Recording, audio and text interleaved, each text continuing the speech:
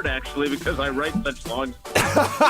Yes! Clip that, Riley. Jason said that I'm smart. I go to the gym to fight people. That's awesome. On 100.5 ESPN and the ESPN Madison YouTube channel. With Pablo Iglesias, here's Alex Gravatt.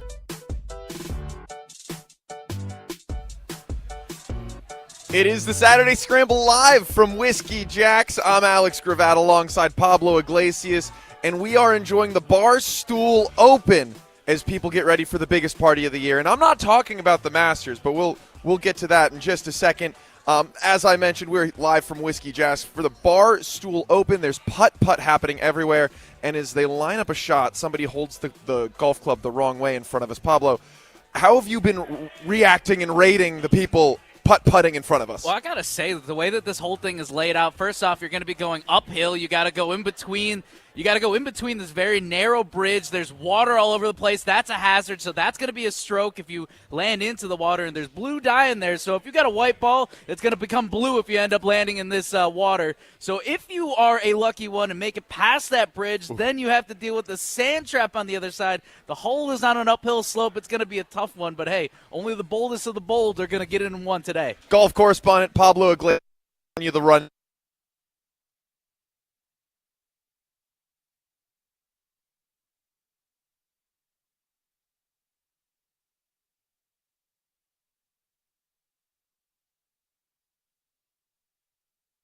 People are getting ready for what could be the biggest party of the entire year. And I'm not talking about the Masters, Pablo Iglesias. I am talking about one Riley Yauk, who is preparing for what sounds like an absolutely fantastic night. Riley Yauk back in the Everlight Solar ESPN Madison studio. What do you got going on tonight, man? Yeah, so I have the Booze Masters, we're calling it, bar crawl with my roommates, and I believe right now we have over 50 people are planning on attending. You have 50 roommates? No, thankfully I don't have 50 roommates. However, we do have lots of friends. When you have 6 roommates, everyone else has a lot of other people they can bring to the table, so it's going to be an absolute blast tonight. So hold on, first things first. You live with 6 people, so you are in a 7-person household. Yes, that is correct. How many correct. fridges do you have? We have, are we counting mini fridges or Yes. no? I would count that. Just tell us which of which you have. Alrighty, when it comes to big fridges, we have 2, and mini fridges, we have 3. Okay, Plus good. 2 freezers. Good. I was going to say 7 people. I lived with in an 8-person household in college, and it was absolutely debauchery. I mean, nothing was clean. It was disgusting. We were effectively a frat house. Do you know all of these people through school? How did you meet? Yep, so actually, speaking of frat houses, all of these friends are from my fraternity in college, Phi Kappa Theta, except for one of them. But I will say it's definitely not dirty. When I left to come prepare to produce this show today, all of my roommates were up and cleaning the house. At what to time? prepare. That's responsible. Let's see. I believe cleaning started around 8:30. Wow. I don't know if in my living with 7 other dudes phase, if I was ever up at 7:30 or 8:30, whatever it was. Like that's amazing. Okay, so you have 50 people planning to attend this bar crawl. How did it start? How did this tradition start? Yeah, it's like those millennial burger joints, just 2 guys with a crazy idea. And those 2 guys were my current roommates and friends, Shane and Oscar. They wanted to do a bar crawl last year, and they were searching for ideas, and Oscar came across the golf theme and they liked it because it gave a game sort of aspect, like you can win the bar crawl. Oh, okay. And it lays it all out nice and easy. We were able to come up with the drinks for Well, each. wait, Pablo. Riley. How do you win the bar crawl? You win by getting the lowest score. It's like golf. It's simple. And there they go. We're going to have this issue, hopefully, not much longer. What'd you say, G? You cut out for a second there. How are you going to avoid getting points, or what is the scoring system? So the way it's laid out is there's 9 holes. And each hole, which is a bar, has 4 point options, you could say. There's a hole-in-one drink that you can get, a par drink, a bogey drink, and I missed one. There's a hole-in-one, birdie, par, and bogey drink you can get. Hole-in-one's obviously worth 1 point. Birdies 2, pars 3, bogeys 4. And the one person with the lowest score at the end is the winner. And there are bonuses you can get, like if you buy myself or one of my roommates a drink. That's -1 stroke. There we go. If you ride the bull at Red Rock, we might have gotten rid of that this year, but that is -1 stroke. If you buy a song with touch tunes, that is -1 stroke. So there's ways you can kind of game the system. Last year, I believe someone went back to the first bar to get the hole-in-one drink after everything was all said and done. So there's some give and take there, you know. People bend the rules to get that coveted green jacket at the end. But wait, is there a green jacket? There is a green jacket, yes. Where does it look like it? Like the Masters green jacket, or is this like something you found at a thrift store? Explain this jacket. Yeah, so it looks like the Masters jacket if the Masters bought their green jacket off Temu. I came really close to coming in today with a green jacket. I really wanted to do it for the vibe. You're wearing your green pants. I do have green pants on. Show the camera. We can't see. Well, hang on. You got to get that leg up. I don't know how flexible I am today. There you go. We've got a chair out for him. 844-770-3776. Give us your best or your favorite bar crawl memory or drinking game that you've created. I created a game, or I helped create a game called Beer K, which is croquet. Beer K. Yes, it is just a normal game of croquet, but you have a 30 rack of beers laid out on the course. Okay. And so if you bump into a beer, you have to finish the beer before your next turn, before you can take a stroke. And then, it mostly turns into hitting each other's balls into beer cans as it goes on. It's super debaucherous. Rules become very flexible the longer you go on, and it's a really good game. Very, very goofy, all sorts of stuff, but I do not play anymore as it is. That's a young person's game. I'm the ripe old age of 27, and I don't think my liver could not possibly handle what I was doing to it in college. See, I don't know if I've necessarily come up with games. We played probably a lot of games that I know everybody's familiar with or variations of it. Beer die was our big thing in college, and I remember I brought it home with friends from home, so we were playing it. They had never played beer die, so that was kind of cool to show them this game that we always played. I knew a lot of my friends in college did, in our fraternity as well. But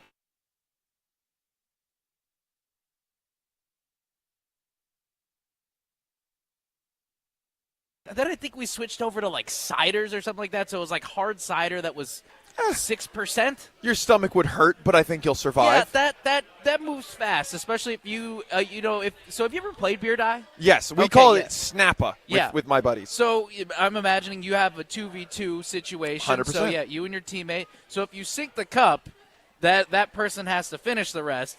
So think about this: a 6% cider, and yeah, that's gonna add up quickly. Usually, you're thinking more of your lighter beers, ones that kind of go down more like water, like Bud Light. Hey, shout out to Bud Light; they're the reason why we're out here today too. So Barstool Open. Yeah, the Barstool Open. So yeah, usually it's like a Bud Light is what we put down in there, and yeah, make sure that it goes down smooth. And as we are at Whiskey Jack's watching some putt-putt happening, there is a tip. So if you're planning on coming out here and you're gonna play some putt-putt, there is a green that rolls backwards. So if you just shoot it into the sand and place the ball in front of the cup, it will roll right in. I've seen it happen for 6 or 7 people in a row. They're not counting that as a stroke, I understand.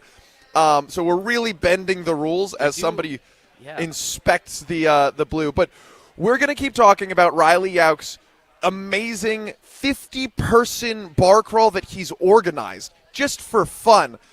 Coming up next, alongside with some actual golf and Masters conversations, this is the Saturday Scramble on 100.5 ESPN Madison. Big things are happening at Stoughton Health. Join us for the grand opening of the Stoughton Health Outpatient Center on Wednesday, April 23rd from 4 to 7 p.m. Just steps away from Stoughton Hospital. Tour our brand new facility, meet our friendly staff, and enjoy refreshments and giveaways. Plus, enter to win some exciting prizes. Don't miss this opportunity to see how Stoughton Health is expanding to better serve you. Mark your calendar for April 23rd. We'll see you there. If you're looking for a special piece of jewelry for any occasion, Condon Jewelers is always there for you. Condon Jewelers has the best selection of jewelry you'll ever find and guaranteed to have the lowest prices in the Madison area. Free shipping is always available. Visit condonjeweler.com or call 241-3406 and ask for Jim, the owner, who's at the store every day. Shop locally. Condon Jewelers, the jeweler on the east side, the jeweler on your side. What's up, Wisconsin fans? Enjoying the game should always be easy, so don't overthink it. What to wear? Done. Just toss on your lucky jersey. Don't know what to serve your friends? Easy. Pick up some pizza from your go-to place and grab Bud Light to stock your fridge. See? It's that easy. Just like Bud Light, which is always brewed with 4 simple ingredients for a clean, crisp taste. Bud Light, easy to drink, easy to enjoy. Enjoy responsibly. 21 plus. Anheuser-Busch, Bud Light Beer, St. Louis, Missouri. Brewers baseball is the sound of summer in Milwaukee. And Yelich launches one deep right center field. Forget about it. Oh my goodness, third down. On April 15th, the Crew take on the Detroit Tigers at 6:40 p.m. This Brew Crew Tuesday is presented by Pella Windows and Doors of Wisconsin. Churio sends it deep to left, and there she goes. It's Brew Crew Tuesdays. Check your local listings for where you can watch over the air statewide on April 15th. My overall experience with Gruber Law Offices has been phenomenal. The treatment was excellent. They will be supportive of you. They will listen to you. It was a great experience knowing that I had people to help me. I know I could count on them to do what I needed to get done. Experience with Gruber was great. They gave me my life back. It was amazing. He gets results. We know how to win. If you've been injured, call Gruber Law Offices. One call, that's all. Gruber Law Offices had my best interests at heart. With the next pick in the big draft, Big Brothers and Big Sisters of Dane County selects you. As we count down to the draft in Green Bay, Big Brothers and Big Sisters is also counting on you to help meet the growing demand of mentorship in our community. Become a role model, a motivator, a supporter, a positive influence. Empower the young people in our community to create a brighter future for all. Big Brothers, Big Sisters of Dane County presents the Big Draft in partnership with the NFL Inspire Change. Learn how to get involved at bbbsmadison.org. Oh, can't show you in there. Why not? That's the bathroom. We need a new shower bad. Think your shower is one of the ugliest in Wisconsin? Upload your photo by April 30th to goodkarmabrands.com/Wisconsin contest for a chance to win a free shower remodel. One lucky fan will win a free shower remodel from Kohler Services, including design consultation, demolition, and removal of your existing shower or bath, and installation of a brand new Kohler Luxstone shower. goodkarmabrands.com/Wisconsin contests. When you've been seriously injured, you'll need a team with knowledge and experience to get the results you deserve. Call Gruber Law Offices today. Proud partner of your Milwaukee Bucks. One call, that's all. You're listening to Saturday Scramble on 100.5 ESPN and the ESPN Madison YouTube channel.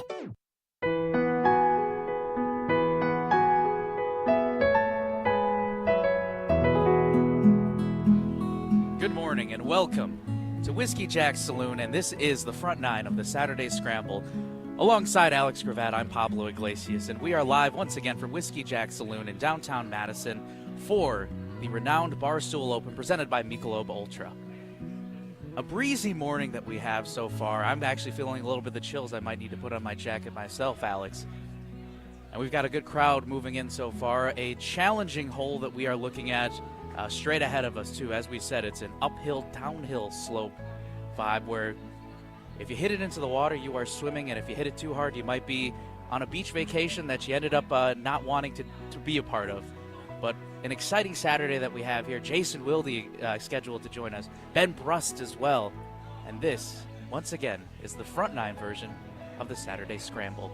So that was Pablo Iglesias. He's been talking about doing that for a while. He's a really avid golf fan. I like golf. Bit. I think golf is a great mood setter. It's one of the great things to do when you're looking for a day drink. It's fantastic to throw on and have, a mid-afternoon cocktail. And right now we have what is the absolute highest tier of mid-afternoon cocktail, morning cocktails even, with the Masters going on. And the Masters is something that is super, super important to so many people, specifically you, Pablo Iglesias. Big golf fan. I think that there's a little too much around like the pomp and circumstance. I like traditions. I like having, something that feels greater than just the activity that we're doing. But sometimes I think specifically the Masters gets a little ahead of itself, a little too far down that rabbit hole. So I'd love to hear from you why you think, or 844-770-3776, the Carbless Talking text line. You can call in and tell me why you think that this is the best thing to happen. But Pablo, can you defend the tradition, yeah, the high and mighty society? I mean, there's a reason why Jim Nantz, and now it's actually trademarked by the Masters, is the tradition unlike any other, because it's very much true. I do understand where a little bit of that stuffiness, I guess, in a way. Yeah, you know what? You got to, even if you win the Masters, you can't play at Augusta National necessarily all the time. You got to get invited. But I look at bigger picture. Let's look at where we're at right now. We're here at Whiskey Jack Saloon. Everybody is clearly having a good time. They're smiling. They're excited. Spring has sprung. It is beautiful. So that's what the Masters for me signifies, is that even though this is a big marquee golf event, it's also just the start of a new season. It's the start of, it's sunny. You could get outside. You could start, especially out here in Wisconsin, you could start having the outdoor beers and everything. You can have a mini golf bar crawl out here. So I think when you look at big picture outside of the golf game, and for me, like I said, want to get out there. I want to get some swings in. I got them in before I came out here, but I got to say, the big reason for me is that spring, man. I mean, it feels like I hear you. I like what you're saying. But there's other things that sure. The farmers market here in Madison is open. So also, by the way, if you're going out to the farmers market right now with your partner or whatever, you can do a great 2-for-1. We are at Whiskey Jack's Saloon, not far away from the farmers market at all. You go get your cheesy bread and your produce, and then you come on down, try your hand at putt-putt, hang out with us. We're going to be drinking and hanging out all morning until noon, and when we pass it off to Corey and Wally Lukaczynski, and they're going to run you back through the back nine. Get your hot dog before the turn, man. Yes. So 844-770-3776 is the Carbless Talking text line. I'm Alex Grad alongside Pablo Iglesias. This is the front nine of the Saturday Scramble.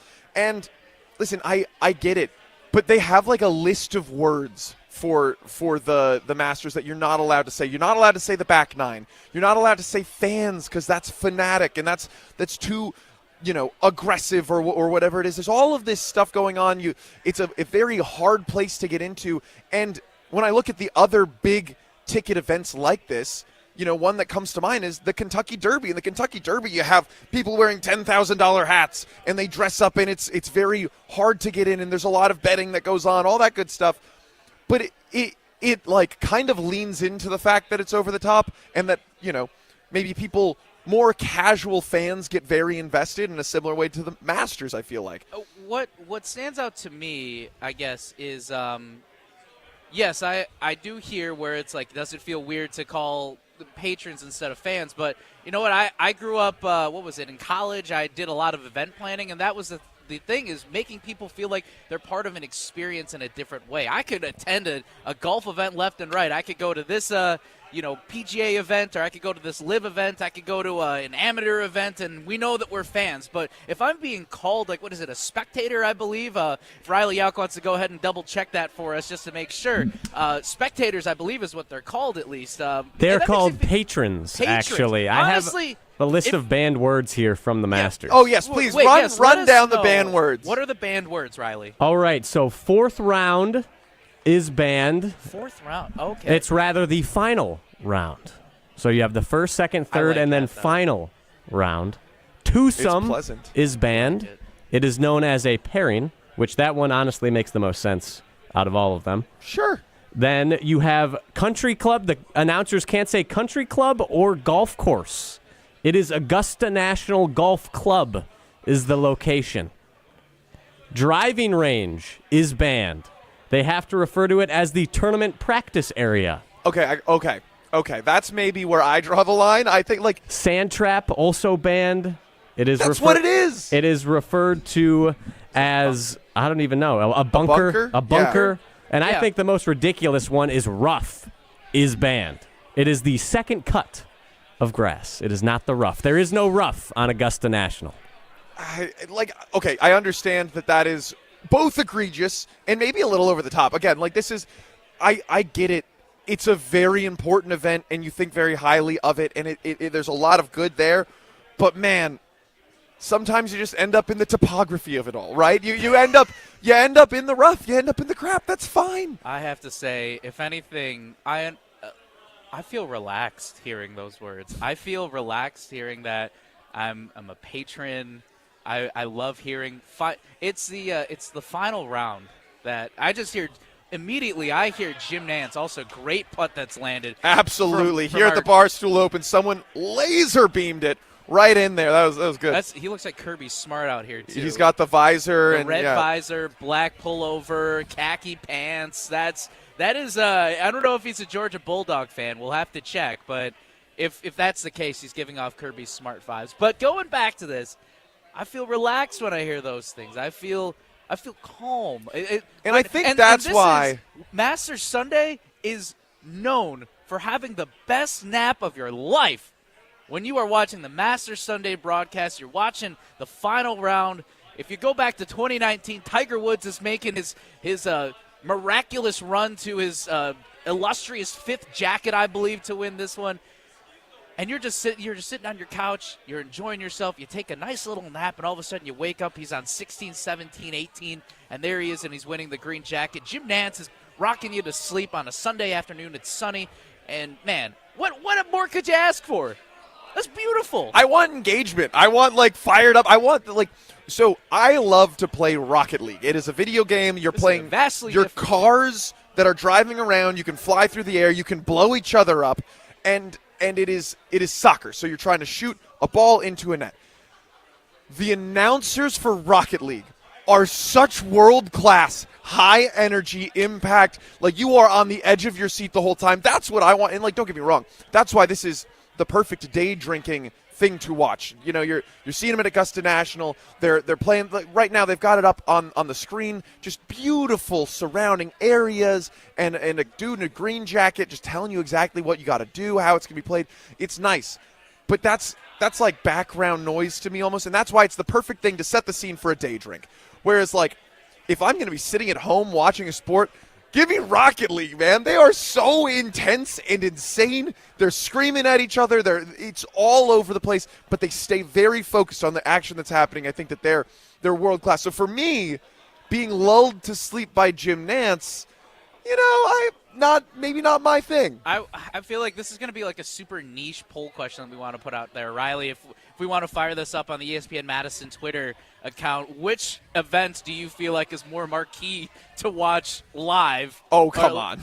Stream or whatever, however we want to phrase this. Rocket League or the Masters? I think we know Rocket League I don't know which one would win.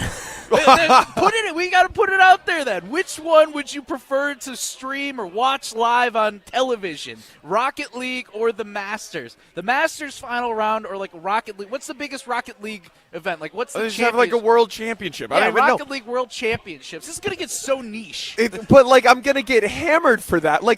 Let me just say, I just said you'd rather watch Rocket League than the Masters. What do you? I'm saying that level of intensity is what I yearn for. I'm not saying outright that I think that Rocket League is more important than the Masters, or it's even more. You just said that. No, I said that it is more engaging. If somebody's got a putting glove, and they might be wearing golf shoes here at Whiskey Jack's as we watch putt happen for the Barstool Open. He's got some good Nikes on. Actually, the man has Dunks on. I respect that. I respect that a lot.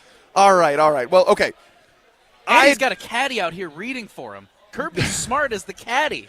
Kirby Smart, the better golfer too. Yeah, sure. All right. So listen, we're not going to put that in the field. I don't want to lose a poll that intensely on my Saturday morning. You got to take the L's at some point. I think Riley. It sounds like we've got the 2-1 advantage here. Riley's the tiebreaker. I'll take the L again. I feel misunderstood, Pablo. I'm not saying that it's better but that is the energy that I'm looking for. Whereas I don't need to be lulled to sleep by my sports is all I'm saying. It was very different viewing experiences. One is a pleasant vibe, and the other one is, I get it.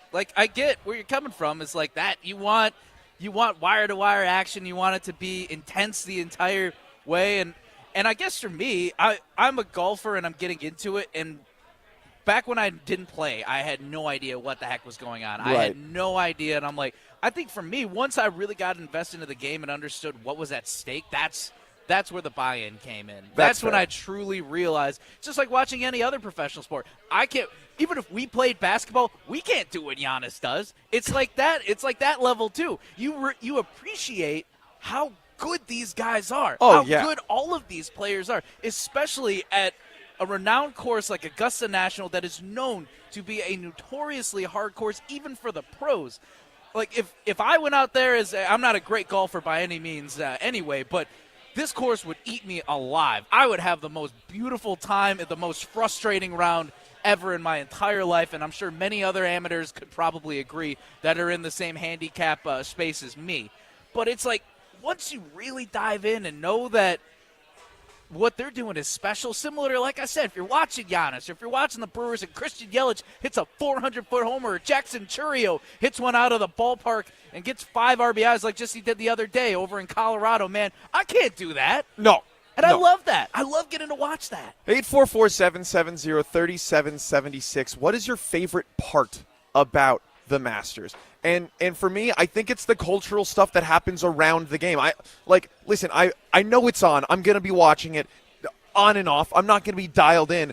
But what I'm dialed in on is the stuff like what Riley Yauk has going on tonight, where he's put together a 50-plus person bar crawl, just friends that he's organized himself. I love that we've got the Barstool Open with the putt-putt in all of the bars. Like, those are the things that make this so special to me. It's the fact that we all come around this thing that's just kind of happening. It's the same reason I love football, right? I love that on a Sunday, I know I can go to any bar in Wisconsin and I can hang out with 70-plus people who are doing the exact same thing I am and getting excited about it.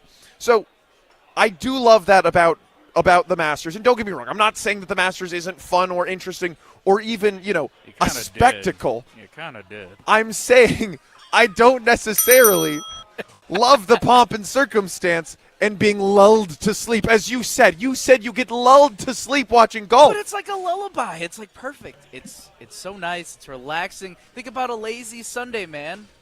And actually, if anything, if you loved Riley's bar crawl idea, right? Yeah. That is centered around the Masters. So yes, that's what I'm saying. I like these things. Okay. All right. So it sounds like we've come to some type of can't you admit that the Masters at least has a place in the greater sports world for the people that just want to chill out and relax and be treated like a patron? Riley, I started this entire thing by saying it's the perfect time to day drink.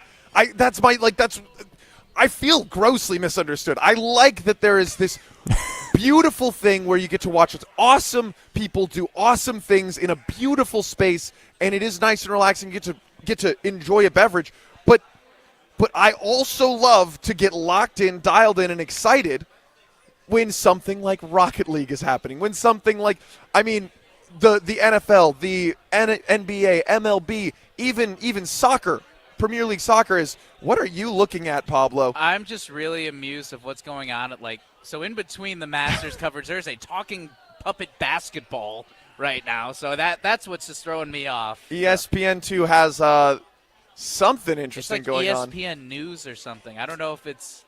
Oh, it's the Pop-A-Shot Championship. Oh, now that is exciting. I would watch that. Okay. Listen, we've got prime viewing right now. We have the Masters and the Pop-A-Shot Championship. This Pop-A-Shot is awesome.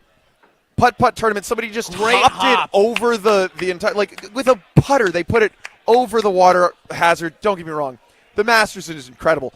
I don't know if anyone's doing that today. That man's a pro. All right, we've got a whole bunch of stuff to get to from around ESPN Wisconsin coming up next. This is the Saturday Scramble on 100.5 ESPN. America is kept safe because the Army National Guard responds, protects, and supports our nation when it needs them most. The Army National Guard responds to disasters such as wildfires and floods. They protect us with missile defense, cybersecurity, and civilian support teams for chemical, biological, and radiological hazards. Be there for your community and your country. Visit NationalGuard.com to learn more about part-time service. Sponsored by the Wisconsin Army National Guard. Aired by the Wisconsin Broadcasters Association and this station. Look what we have here. It's the refreshing deliciousness of a Pepsi mini can. It's the perfect complement to any meal. The dash of indulgence your day was dreaming of. The sip that'll have you singing Pepsi. Nope, not again, Steve. Let's take a cue from the Pepsi mini can and pack all that awesomeness you're feeling into a much smaller treat for everyone. Deal? So, big awesomeness, smaller size. I think I've got just the thing. Pepsi mini can. Mini can, big taste. Good Karma Brands is proud to be an equal opportunity employer. Our policy is to provide equal opportunity employment, development, and advancement to all current and potential teammates.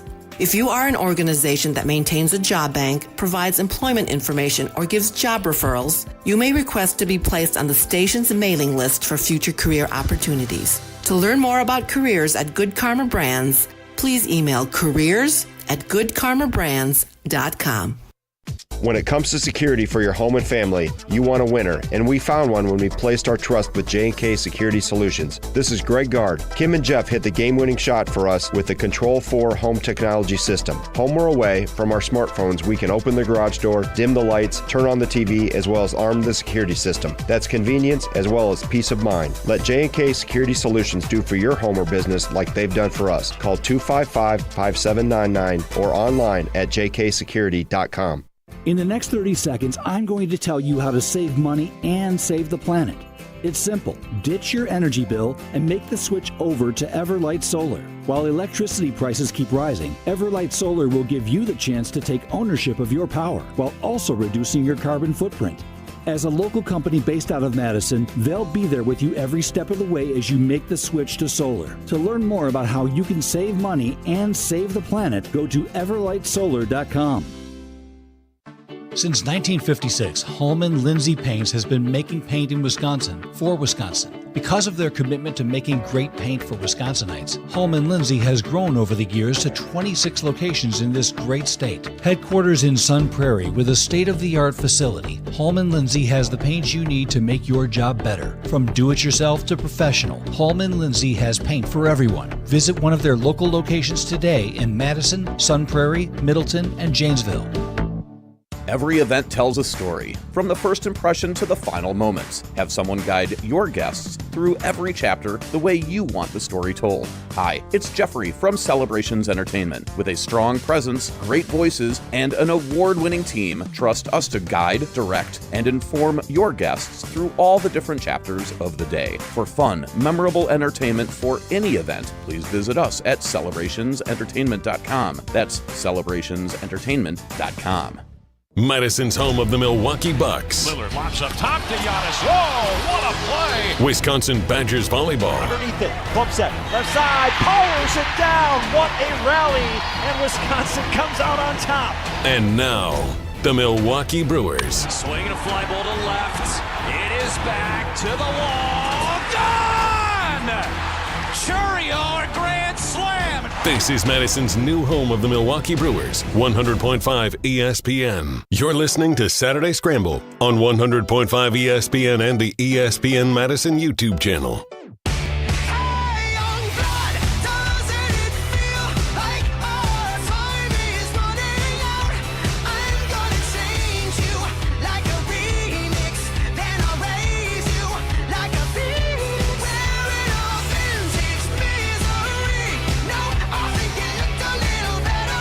Before we take you around ESPN Wisconsin, I want to ask you, Pablo Iglesias, this one question. This is Saturday Scramble live from Whiskey Balloon downtown Madison on State Street. We're here for the Barstool Open. Ben Brust showed up. So if you want to come hang out with Ben Brust, take some putt-putt shots, see how good you are at mini golf, swing on by.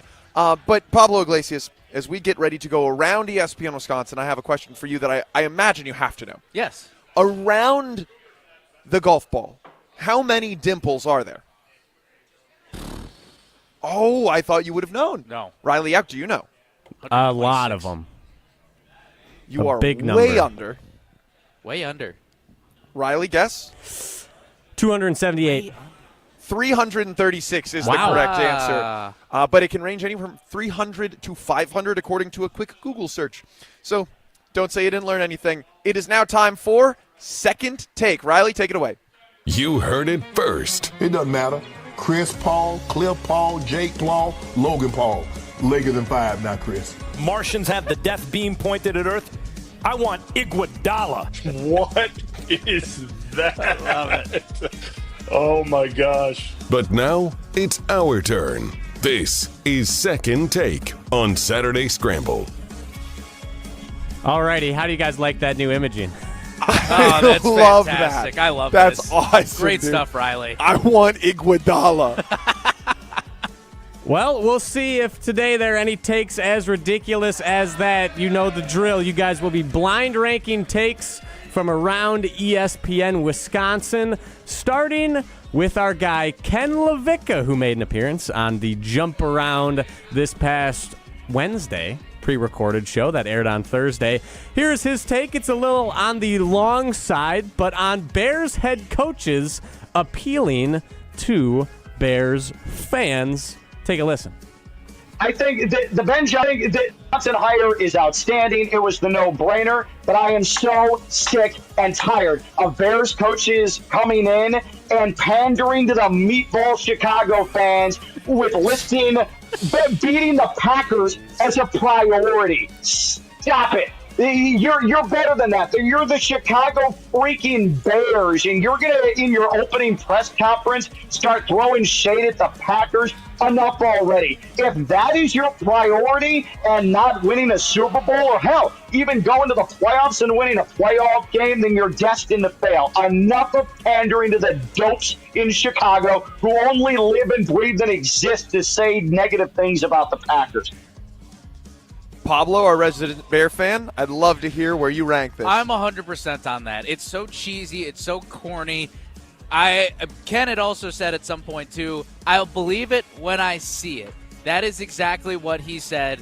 And that's how I feel coming into this. I don't care. Like, Lucas Van Ness at the Packers Tailgate Tour earlier this week said that the Bears, hey, we saw how the last offseason went for them. They won the offseason. Look how it turned out for them. You know what? I actually agree with Lucas Van Ness. I don't care what you have to say with all the smoke and mirrors in the offseason. Just give me some wins already. Just give me some wins, and that's all I'm going to ask for. I don't need to get this big old rah-rah speech. I am only impressed with wins and results, man, for the Chicago Bears. I love that. I think that I was very big on how cringy I thought that was. I thought it was one of the most uncomfortable, the delivery of the line. If you haven't seen it, you got to go check it out on YouTube. Look up Ben Johnson, slighting the Packers. It was really awkward. It was super cringy.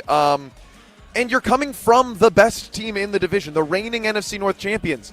Make that your calling card, man. All right, I think that's the number one. Riley, what's next? All righty, congratulations to Ken Levicka on getting the best take of the week from ESPN Wisconsin. Now, lots of Packers-Bears talk this week, unfortunately, but Tucker Kraft, he had a lot to say this week, and this is what he had to say to Jim Rutledge after he got his college wrong.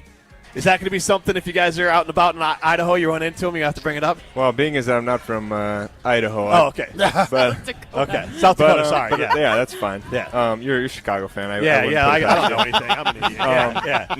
No. Yeah. All right, yeah, I like that. Tucker Kraft is he is like Mr. Green Bay Packer at this point. He's a fun dude. He's just got good energy. He's all out against the Bears in a way that I think is much more tasteful than maybe the Bears coaches out, against the Packers. Super good way to handle it. I don't know if it was really much of a take, but because it was roasting Jim Rutledge, I can't see a world where that's not at least two in my brain. Jim, we got to do our homework, man. We got to do our homework. We got to know where the boy is from. And, hey, shout out to Tucker Kraft. He was able to think on his feet, man. All righty. Guess that will go to number two. Now the worst take of the week will be from, unfortunately, Lucas Van Ness. Here is what he had to say about sacking the owner of the Chicago Bears. There's talk of Aaron Rodgers joining the Steelers, and obviously we have him on their schedule this year. How would it feel if you got the sack?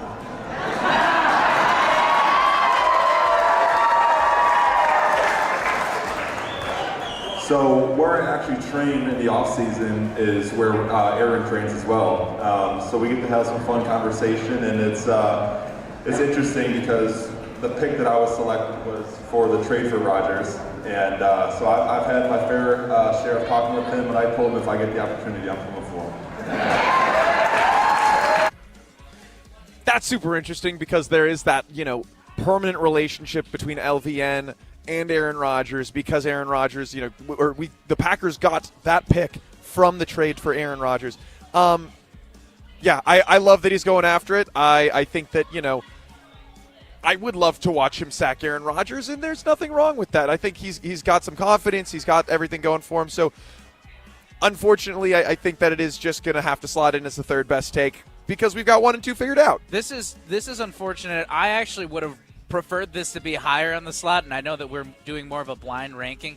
When we talk about pandering to the crowd and we talk about when you want to get a crowd riled up, this is the opportunity to do it. I think of when, as much as I am stoked to see how Ben Johnson is going to hopefully transform the Chicago Bears, this was very much like Jeb Bush energy of please clap. and what Lucas Van Ness did, that is how you pander and get the crowd hyped up. We've talked. There's so many different shows like Will Tausch was talking about this. I believe Jim Matt and Molly did. Is Aaron Rodgers public enemy number 1? It feels like that's the case. And you know what? When I go back to it, it's like pandering to the crowd. It's when even though it made my blood boil when I saw Aaron. I covered the game of the "I still own you" moment. And I had to be in the press conference room when Aaron Rodgers was talking about, I still own the Bears. I have a lot of respect for this organization because I've seen so many different quarterbacks come through. I knew that he was trolling this team, and I had to clench, bite my teeth down and be the professional journalist. What are in you that clenching? Room. Shut up. Yeah, Hey, listen, I was clenching my teeth, but it was like.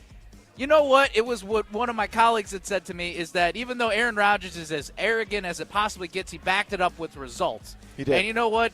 To a degree, real G's moving, or what was it? Real G's moving silence like lasagna, as Wheezy once said.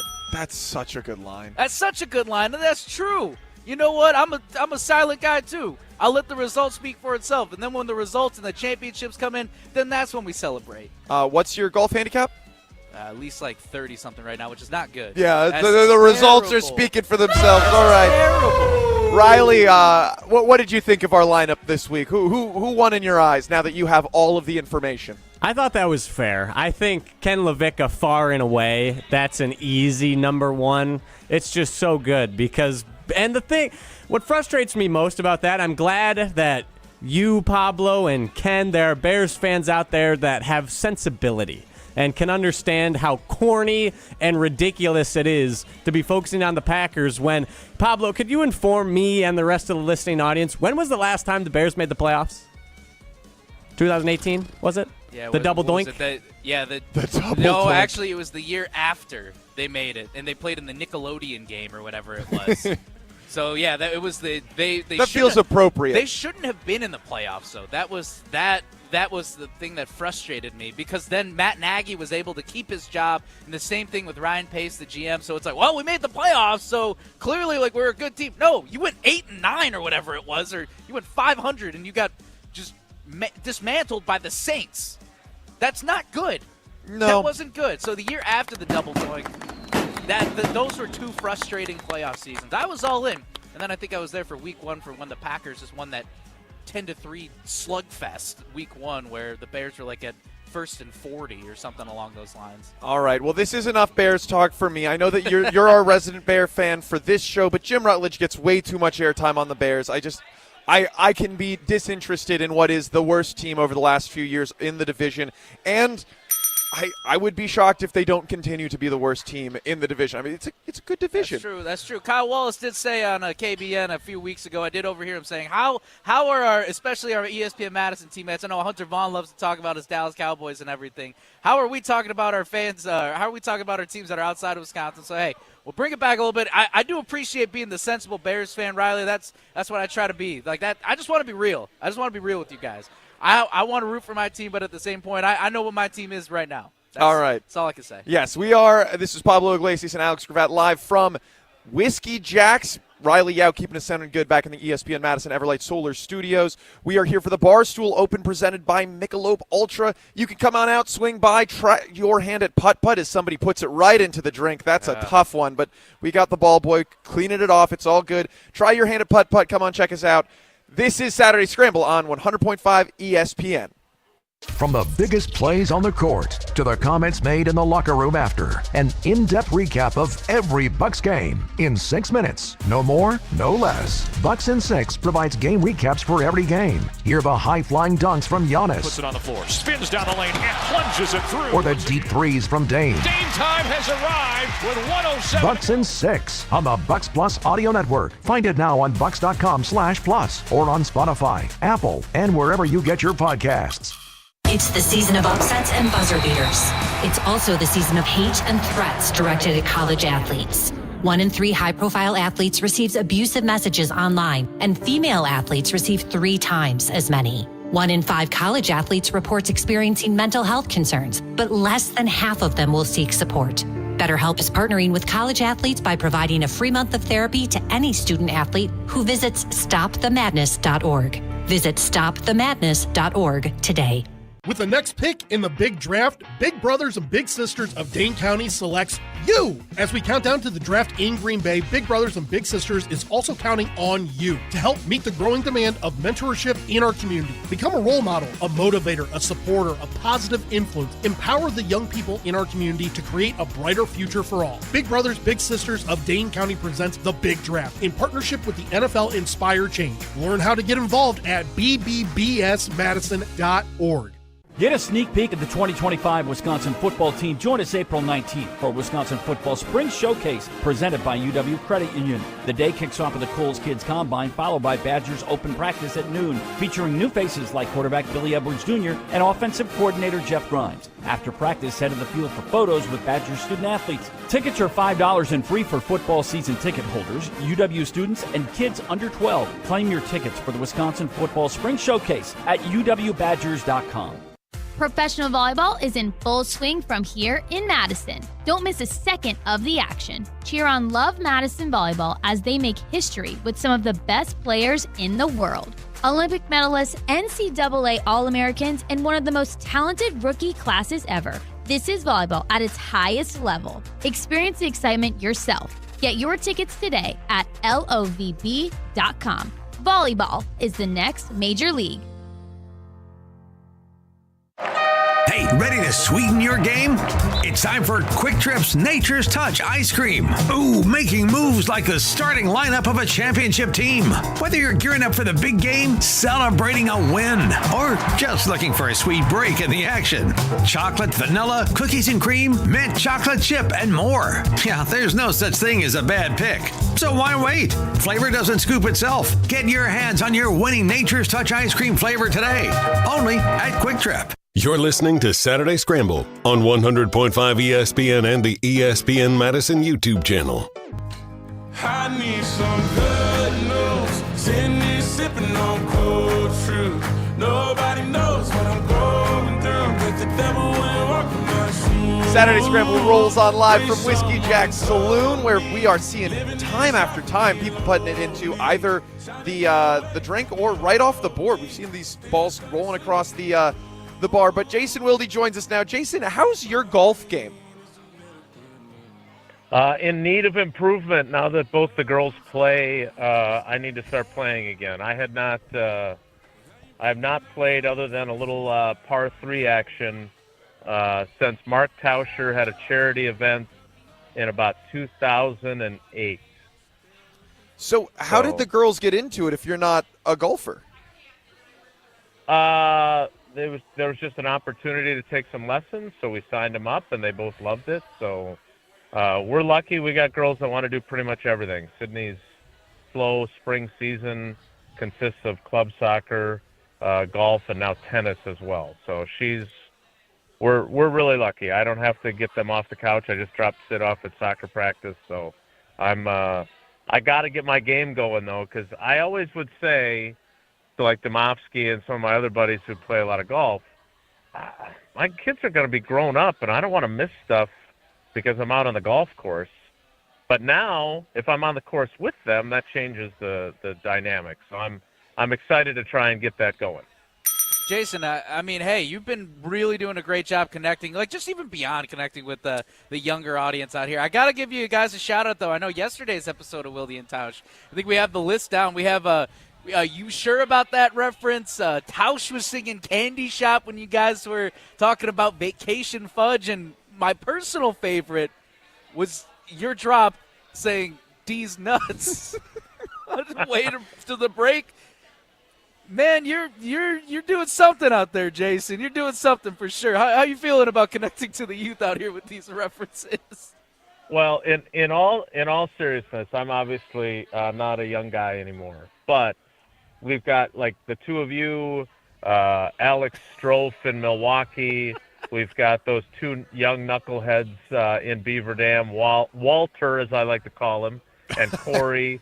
So I'm trying to both be a mentor, to give back, but also get back from you young folks a little more connectivity. So, you know, and Sydney's an 8th grader, Maddie's a freshman. So next year I'm going to have 2 high schoolers.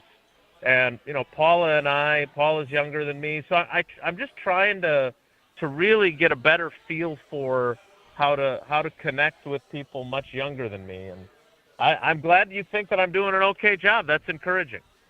Hey, it's superb for sure. You got to leave a place better than how you came into it, or whatever the phrase is. I always butchered this one. Well, that was better than how you found it. Yeah, better than how you found it. You really crushed that one, Pablo. That was I did it. Hey, I'm still trying to learn. I just got cleared. I'm still trying to figure out words. That's actually a really good line that you just got cleared for being on the air.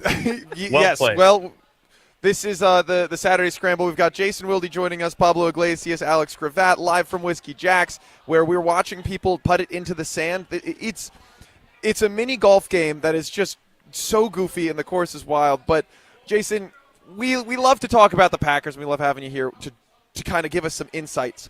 I have been getting really into these top 30 visits, and I know that historically for Brian Gutekunst has been something that he uses to get guys who maybe potentially he wants to draft. Ted Thompson before him maybe used them more to get the guys who will go undrafted as like a recruiting visit almost.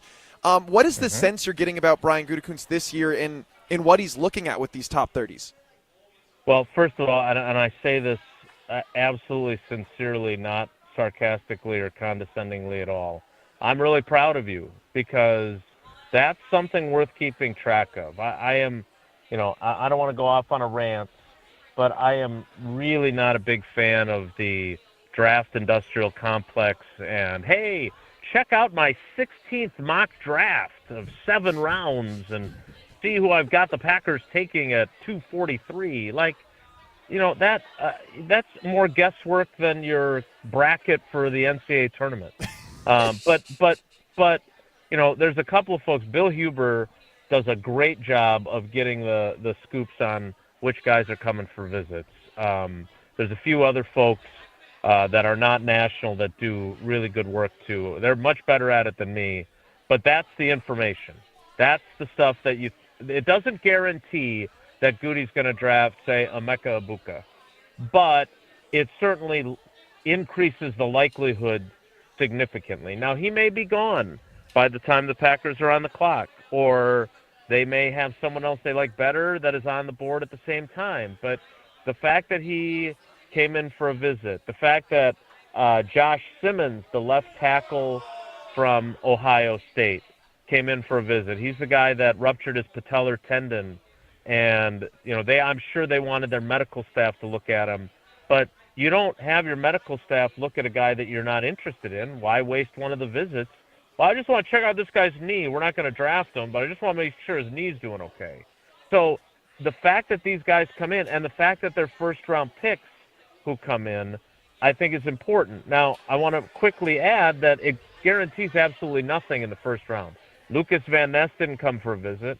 Jair Alexander tells a great story. I mean, he'll be telling it to some other team still, most likely. Their media, not us anymore. But it's still a chance he could be back. I'm not giving up complete hope. But he tells this great story about how in 2018, he had no idea the Packers were interested. Like, none. Like, they talked to him in passing at the scouting combine. That was it. And so he was really taken by surprise when the Packers drafted him. In Jordan Love's case, that was during COVID, so they had virtual visits, but I knew the minute the Packers did a virtual visit with him that was a possibility. So when he was still on the board at 26 during that draft, and I was sitting at home in my living room because we're all, including LaFleur and Goody, we're all working from home, I was like, they're going to take the freaking quarterback here, aren't they? And lo and behold, they did. So keeping track of that is important. I think I did a piece for Channel 3000 a couple weeks ago. It's crazy. Like 7 of the 30 visits got drafted or ended up with the team one year, 5 out of the 30 another year. It is definitely an indicator. Yeah, and I know that we're talking draft, but I do. You mentioned Jair Alexander, and like the thought to have Jair, should he be healthy, Hobbs, which would be a fantastic addition, and Xavier McKinney, that could be a really dynamic secondary. You mentioned that you still believe he's probably going to be out, Jair. Is that something that they're looking at maybe trading for draft capital, or what is the sense that you get on that over the past week or so? So I have not talked to anybody lately. I did talk to somebody who works in the building, and their line was, look, the guy can still play at a high level. And then my response to him, I've told the story before, my response was, when he plays, and the guy said, yeah, that's fair, you're right, but it's not wrong to say this guy can still play. Now, obviously the last 2 years have been very frustrating for everyone involved. I think Matt LaFleur did not do the greatest job of hiding his frustration. But the bottom line is that, if they don't get something, Goody, I've never heard a general manager say what Goody said at the NFL meeting about a player. Well, if he's not on our team and helping us win football games, we would like to get something in return for him because we've invested a lot in him. Like, normally, GMs never even say that part out loud about, well, if he's not on our team. Usually they'll shut it down by saying, hey, he's on our team right now. And that's it. That's all they'll say. And so that's not a great sign that Goody is mulling, well, we could keep him. To your point about the draft, I would think that the draft is kind of that, I don't want to say drop dead date, but certainly that time where if they don't get somebody calling on day 3 saying, hey, we'll give you a 6th for Jair, the board hasn't played the way we wanted. This other team was looking for a corner, say, didn't get one where they picked, and they're thinking, all right, we got to do something else. Taking a chance on Jair Alexander is better than whatever we're going to get with our 6th-round pick. Let's do it. Then maybe it happens. If it doesn't then I don't know what to think, because the part that no one's talking about is how much does Jair want to be back? Now, he did work out with Xavier McKinney a couple weeks ago. I don't know how many more times that happened, but maybe his position will be, maybe this is better than what my alternatives would be. But I can tell you this, I don't think he's going to be interested in coming back on a reduced salary, and if the Packers want him to do that, they might as well just release him now. Yeah, Jason, that's interesting. Just with where Jair stands, to ask you point blank, where do you think, if you're hearing rumblings in the building in terms of what the value or what the market looks like, what are you hearing about the value that Jair Alexander has right now in this market? Yeah, your guess is as good as mine. So what's really weird is, and I did this story on Channel 3000 too, where I called or texted a bunch of NFL executives. Couch loves to try to guess who they are, and he's usually right, because some of them may or may not have come through Green Bay. But I had one guy say that he would ask for a 3rd-round pick and then settle for a 4th or a 5th if he was Goody. I had another guy say he didn't even think he could get a 6th-round pick for him. I had a third one say they're going to have to release him. No one's going to pay a draft pick for him. So that's how – and these are 3 guys. This isn't you, me, and Gravatt. This is 3 guys that work in the league, guys that have either been GMs or are GMs. And they don't even know what the price tag of a trade would be. So I would say that was maybe almost a month ago now. I would guess that as time has gone on, they would say, well, the price tag's going down. And the guys that said 7th-round pick or being released are looking a lot more right. And the guy that said, well, I'd ask for a 3 and settle for a 4 or a 5 is probably, if I texted him now, he would say, yeah, Goody ain't getting a 4 or a 5 for him.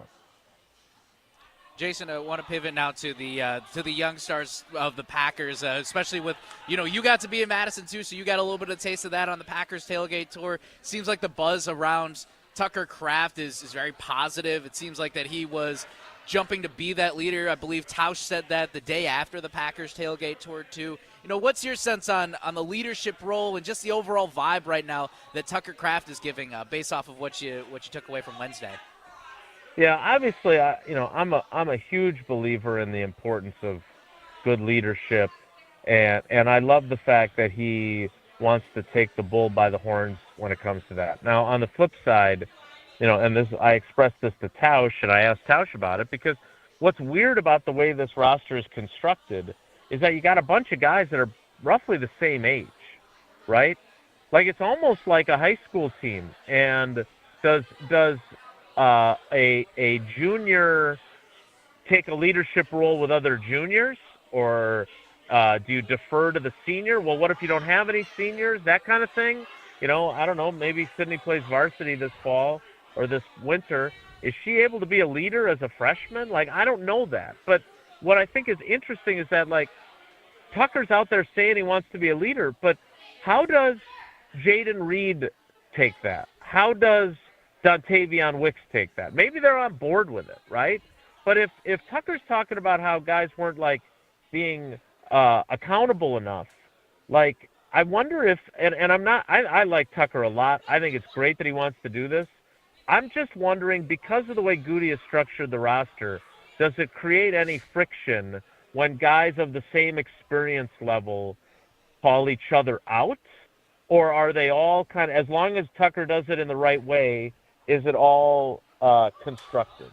You know what I mean? Like, it's not like Devontae Adams in the locker room, who's been in the league for 9 years, or 10 years, saying to Jaden Reed or Wicks or Romeo, hey, you got to do this, you got to do that, this is important. Like, I don't think Romeo Dobbs, if he has Devontae Adams in the locker room, I don't think Devontae Adams lets Romeo Dobbs stay home from work and get himself suspended. I think somebody of that experience goes to him and says, look, man, get your blank together. Don't be a baby. Get your ass to the stadium and let's go. Like, and they don't have enough of those veteran guys, so then younger guys have to take on those roles, and that's what Tucker is saying he wants to do. And again, he is such a good player that he has that kind of gravitas. My only question is, are there going to be certain guys that are like, hey, man, I got as much experience as you. I don't really need to have you getting after me. I got this. That's the only question I have about that. And I think that that's really astute, considering there isn't a wide receiver one. Even if Jaden Reed were the same age and he just wasn't the over-the-top leader, more of a head-down, do-your-work kind of guy, there is a power dynamic that is just there. There isn't somebody who stands out on the stat sheet. Tucker Kraft is a great player, but he's still a tight end, and he's not doing what Travis Kelce is doing or what George Kittle out in San Francisco is doing. So I think that's really fair and astute, Jason. We'll let you go here, but do you got anything else for us today? Well, I would just add this, and then I'll let you guys get back to it, because it sounds like it's a lot of fun over there. I also think a factor in that is the quarterback. Like, Jordan, you heard what Matt LaFleur said after the season, that he wants him to be a more vocal leader. Like, that is a part of Jordan that doesn't come naturally to him. I think he's a great teammate. I think he's really good at talking with guys and connecting with them one-on-one, and you don't see him do the stuff that Rodgers would do, showing frustration. I just wonder if that leaves a little bit of a vacuum, and that's what Tucker is trying to fill. And the next time we get to talk to Tucker, I think those are some of the follow-up questions I want to ask him. That's a really good point, Jason. Well, thanks so much for your time, and we're hoping you can have some fun on this really nice, beautiful Saturday morning. And I think we're going to go hit tennis balls. My kids, they just got to do something. All right, guys, love it. Great to talk to you. I look forward to next Saturday. Fantastic. Thanks so much, Jason. All right, guys, take care. Be good. All right, that was Jason Wilde. This is the Saturday Scramble. We're live from Whiskey Jack's downtown Madison. We're coming back with a little bit more Tucker Kraft and leadership conversations next. This is the Saturday Scramble on ESPN Wisconsin. Greg Scalzi here for Total Athlete Performance. They're here to provide elite performance training for serious athletes in the Madison area. And there's a new Verona TAP facility open inside of the Verona Athletic Center. Summer speed, agility, and semi-private options are now available at both Verona and Windsor locations, and now offering monthly subscription payment options. Plus, you can download the new Total Athlete Performance app for remote training options all year round. Visit tapwisconsin.com. That's tapwisconsin.com. The GRB Academy is baseball for the serious player. GRB Academy wants to be part of your plan to reach your potential. Utilize GRB Academy's 52,000 square foot facility, 14 batting cages, and 6,000 square foot weight room. Personal lessons at the GRB Baseball Academy are available year round. With over 300 college players and over 150 Division I players, GRB has consistently led the way in the Midwest for college recruitment and player development. Visit their website, grbacademy.com, for more information. That's grbacademy.com. GRB Academy, baseball for the serious player. Get ready for the Good Karma Brands John Moser Children's Radiothon Golf Outing on Friday, May 30th at Old Hickory Golf Club in Beaver Dam. Registration's at 11 a.m. while 12 p.m. marks the shotgun start. It's only $350 for a foursome with 2 carts and a lunch for 4. The registration deadline is May 16th. A form and more details are available at dailydodge.com. All funds raised through the day will benefit the 2025 Good Karma Brands John Moser Children's Radiothon. Brewers baseball is the sound of summer in Milwaukee. And Yelich launches one deep right center field. Forget about it. Oh my goodness, third deck. On April 15th, the Crew take on the Detroit Tigers at 6:40 p.m. This Brew Crew Tuesday is presented by Pella Windows and Doors of Wisconsin. Churio sends it deep to left, and there she goes. It's Brew Crew Tuesdays. Check your local listings for where you can watch over the air statewide on April 15th. With the next pick in the big draft, Big Brothers and Big Sisters of Dane County selects you. As we count down to the draft in Green Bay, Big Brothers and Big Sisters is also counting on you to help meet the growing demand of mentorship in our community. Become a role model, a motivator, a supporter, a positive influence. Empower the young people in our community to create a brighter future for all. Big Brothers, Big Sisters of Dane County presents The Big Draft in partnership with the NFL Inspire Change. Learn how to get involved at bbbsmadison.org. Oh, can't show you in there. Why not? That's the bathroom. We need a new shower bad. Think your shower is one of the ugliest in Wisconsin? Upload your photo by April 30th to goodkarmabrands.com/Wisconsin contest for a chance to win a free shower remodel. One lucky fan will win a free shower remodel from Kohler Services, including design consultation, demolition, and removal of your existing shower or bath, and installation of a brand new Kohler Luxstone shower. goodkarmabrands.com/Wisconsin contests.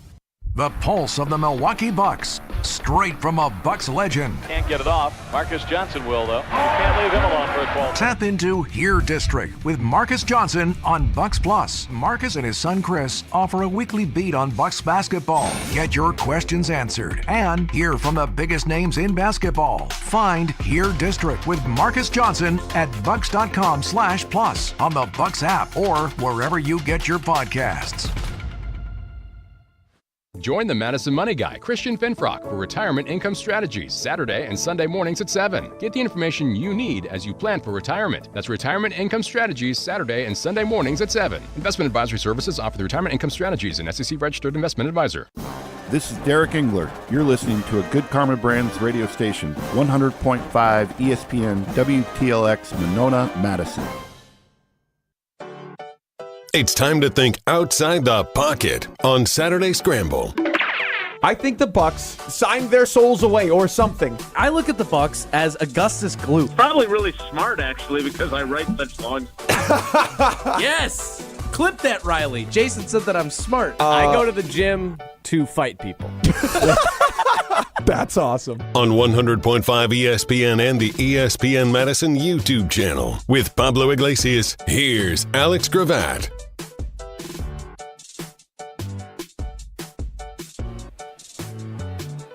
Alrighty, it is the Saturday Scramble live from Whiskey Jack's. People taking pictures with Ben Brust. He's a big celebrity. Stroking the ego a little bit. Somebody came over here and asked us, "Did you guys lose Ben Brust?" We're like, "No, he's out there. He's socializing with people. Now he's kind of our muscle right now too." I saw your putting earlier. That was a good 2-putt. All right, But but guys, there are 3 celebrities in Madison today. Who's the biggest one? Ben Brust, Big Cat from Barstool, or John Gruden?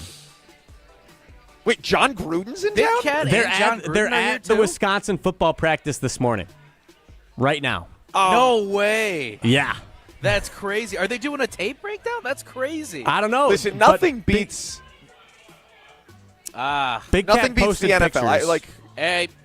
Hey, sorry, Benny. You're number 3 on that list out of the celebrities in Madison today. You gotta go. I gotta go. John Gruden, Big all Cat, right, hold number on. 3. Here we go. We're gonna Your top 3. Yeah, let's get it. Let's get him on here now. I know that Ben Brust was gonna join us at some point too. We'll get him to jump on. What's up, Ben? Hang on. Now you should be good. What did I miss? So there he is. So we just learned that Big Cat and John Gruden are both in town, Ben. Where do you think you rank among those 3 in terms of celebrity status? I mean, obviously behind them. Famously, though, Barstool Big Cat. This is a good story. So I remember when I was a senior in college, this was 2014, and Barstool Big Cat went to University of Wisconsin. He's a big Badger fan. He's, selling coffee to try and build money to give to the athletic department to bring in a good quarterback or something for the program. And I was like, to Sam Decker, Frank Kaminsky, and Gosser and all the guys, I was like, hey, I'm going to head out with Barstool Big Cat tonight. And they were like, who's Barstool Big Cat? Who's Big Cat? And then, obviously the Bradley Center game, we were in Milwaukee. Barstool Big Cat, I met him at Mark Silverman's Sylvie of ESPN 1000, our sister station. I met him at Sylvie's bachelor party. Connected, and then next thing you know, Sylvie and Big Cat, they're on CBS at our game against Oregon, and then obviously they just took off.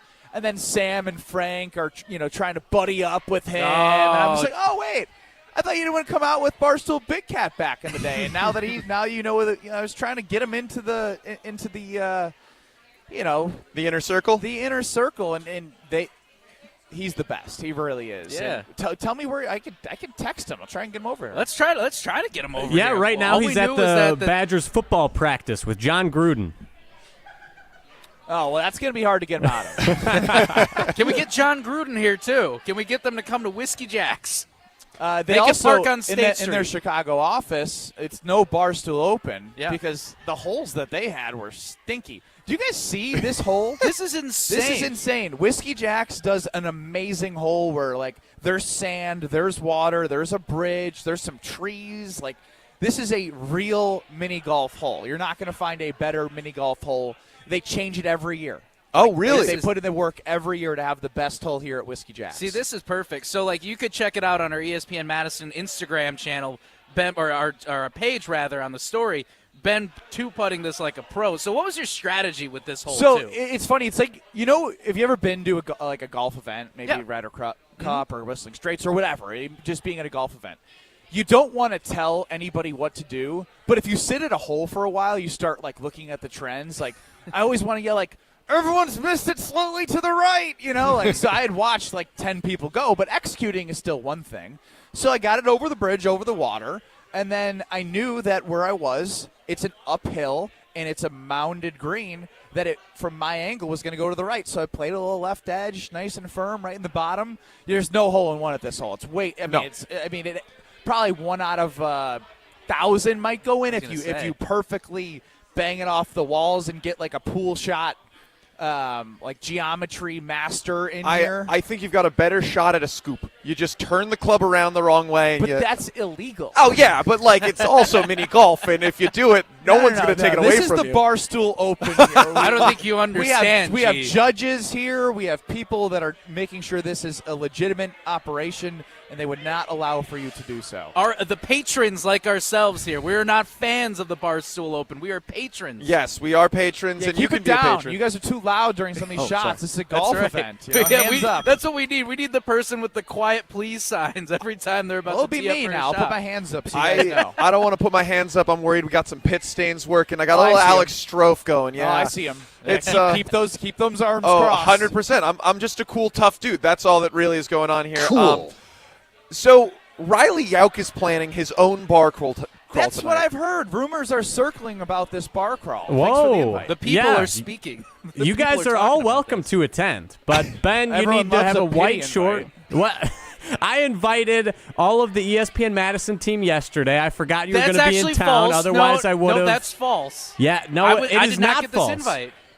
He did announce it at one point to Yes, the I did. entire office. However, you weren't there. I think you might not have even been in yet. Dude, what you do is you put it in an email to the Madison office, and it sends to everybody. Yeah. That's what we need. We need more 23-year-olds asking us to come to bar crawls in the Madison email group chat. Well, I mean, that's what it was like back in my day.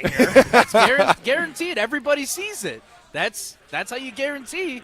Ben, Very how many true. bar crawls did can you also- create and run back in your day? Oh, that's a good question. In college, there was one that we would do around St. Patrick's Day. Great. The Great Taste of Madison here is so good. We're here with Michelob Ultra and Wisconsin Distributors. Wisconsin Distributors will do like tap takeovers. And, man, this was very early on in my days in Madison as a professional.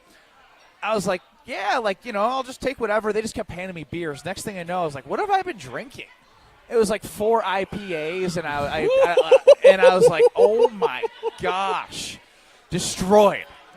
Really classy at a work event, yeah? Well, I mean, it was the partner who was handing me them. So you do what your partner says. 100%. Yeah, one's gonna knock me down. One would knock me down. 4 of those, you're a champion for that. Oh, I mean, I wasn't a champion the next day. But you're a runner-up no matter what. Said at the end of the day. So Yes. you guys are the runners-up, but you're still a champion in that regard.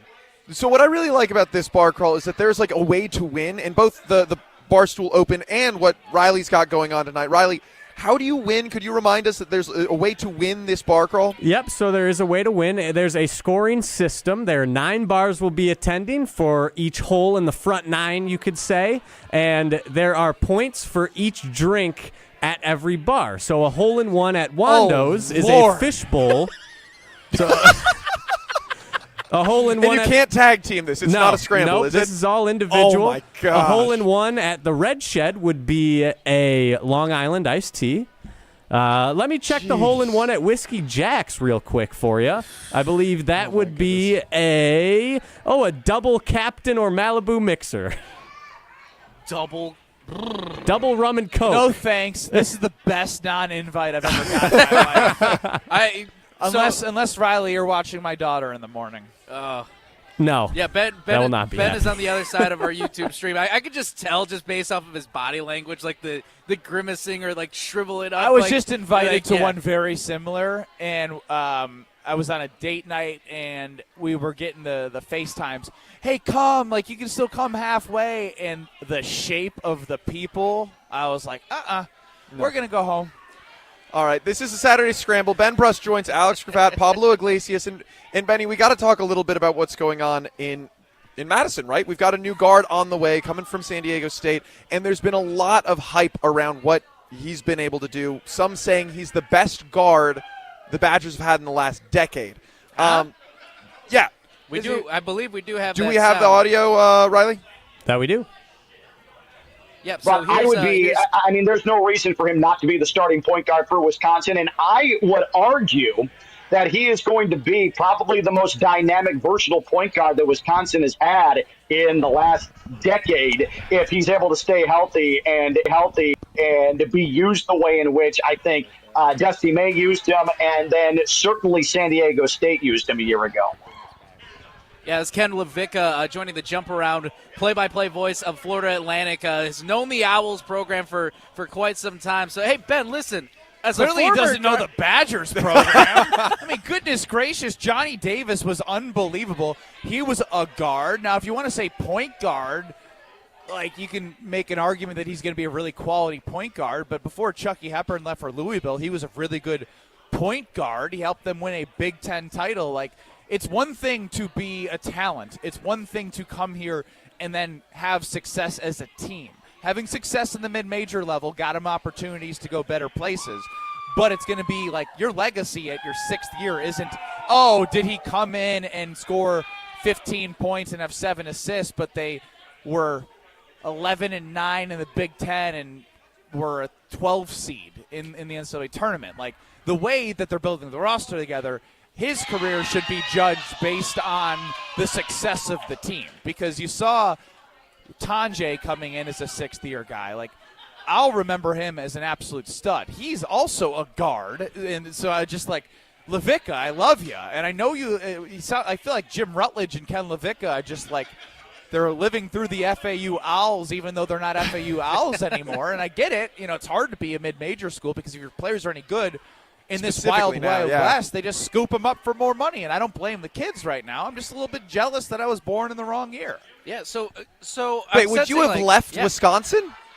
I guarantee the 2014 and 2015 Final Fours would not have existed if money at this capacity was involved. That's tough to think about because it's the truth. But that's what Greg builds. Gard told me to my face 2 years ago, before this money is even jumped even more, that I was like, yeah, like we all have these moments. Frank had this moment. I had this moment. My sophomore year, first 6 games, I was leading the team in scoring, obviously on non-conference opponents, but then against UNLV, a quality opponent with good players, went 7 for 7 from 3. Then in the Chicago Invitational Thanksgiving tournament, 7 for 10. I had film against quality opponents that I thought after my sophomore year, because I didn't play as much in the middle of the season, but I wasn't going to transfer, sit out, wait, and I played well at the end of my sophomore year in the NCAA tournament to then project the rest of my career. But everyone has those moments of like, if somebody in the moment where you're not playing and they have film, you don't think coaches are texting these players and saying, hey, like, I know you're not getting opportunities. We love what you could do for our program. Like, you're college kids, and the money aspect wasn't a thing. But that's just my story. Everyone else has their own story of development. And Nigel Hayes was on campus, with a sign talking about, paying players. Like, you just never know. That's why I'm really excited for the event that we're doing. And Wisconsin Distributors, Michelob Ultra, Potosi Varsity Ale, they're all going to be part of Made 'em Believe, which is our event at the Orpheum on June 26th. I think I'm most excited because we've already had a great response from fans who are attending the event, right? Like, this is something in June, and people are buying their tickets, and you can do so at uwhoops2015.com. Because when I talk to people, and even right here, you guys are making fun of me or whatever, people are talking to you, hey, I was, in high school, and it was a big part of my life watching you guys, play. There's no 4-year guys anymore, and that's going to continue to go to waste. So to know that everything worked out, from Bronson, Nigel being young, freshman in the 2014 year, getting that experience. Josh Gosser tore his ACL, so he was there for his 5th year in 2015. Frank staying all 4 years, not going to the NBA after his junior year. Sam staying there. Bronson not committing to UNC, staying home. Like, Trey Jackson being here all 4 years. My bad on the camera. Yeah, why don't you come over here? I was just going to say. I can. Yeah, no, I absolutely why don't we can. swing? Yeah, I think. Yeah, if you've been watching our YouTube stream too, you've been seeing a hand come into the camera. That has been Ben Brust this entire time. So you get my point. Nice to have you here. Like, now. fans are excited because they got to see all of these people develop and grow together. Sure. And the stories that we have aren't just like, hey, this one year when this player was here, we grew relationships. They're all going to be at my wedding. Like, I'm taking notes at my bachelor party, I'll tell you that, for stories for the Made 'em Believe. But I think that's what people are really excited about. Like, we're going to play highlights. We're going to show people, like, the big moments of Decker hitting a 3 against Arizona and against Duke and Frank and all those great moments. But I can't wait to share the stories in the group text that I know are appropriate for the audience. What is one thing? Like, I know that we've been part of a little bit of the behind the scenes talks of getting this event ready. I don't know. What did you think was most intriguing? Well, no, I don't want to spoil the story. I want to save it for the event. I know. I know. There were a lot of good stories that we were sharing. And there's only going to be more that pop in my head Yes. as I continue to think about June 26th. It's hilarious. Like, I mean, it's so cool to get, like, I guess that inside baseball like type of moments where, hey, we get to hype you guys up. And let's just say one of them's about the showers. Yes. Oh my. Yes. One of them is about hitting the showers and it's appropriate. Yeah. It's just about team building. Surprisingly, it's appropriate. And like, that's not something when you probably are like, yeah, they're going to get together, all the guys, for, a 10-year reunion. And that's going to be amazing to talk about those sort of things of, like, I can't spoil it. What does it mean now that it's been 10 years since this group, Ben? It's crazy. Honestly, when I grew up, I always wanted to play college basketball, and unfortunately, I'm a 6'2" shooting guard, and I went and played overseas for a year. I could have kept playing, but that wasn't the life I was going to want to do. Didn't make it to the NBA. Had a run with the summer league with the Bucks. But to know that, I'm 33 turning 34, I didn't think, at 33, 34, there would still be people who were coming up to me at a bar who just graduated college telling me how much it meant to them in their childhood, how much they loved all the guys and how much they loved those teams. That's the cool stuff. You know what I mean? It's the stories and the memories and the friendships and fans having a connection to this day still. And I think that's part of what makes it hard to hear that, you say that you don't think that would have happened if the NIL situation – because that's what built Wisconsin into a program that people are excited about still, even when there are, early exits from tournaments and tough seasons and NIT births, right? There's still a belief in the program. There's still excitement around what Wisconsin basketball is. And it's hard to think that maybe the days of capturing that long-term success could be gone. Well, yeah, it's just different.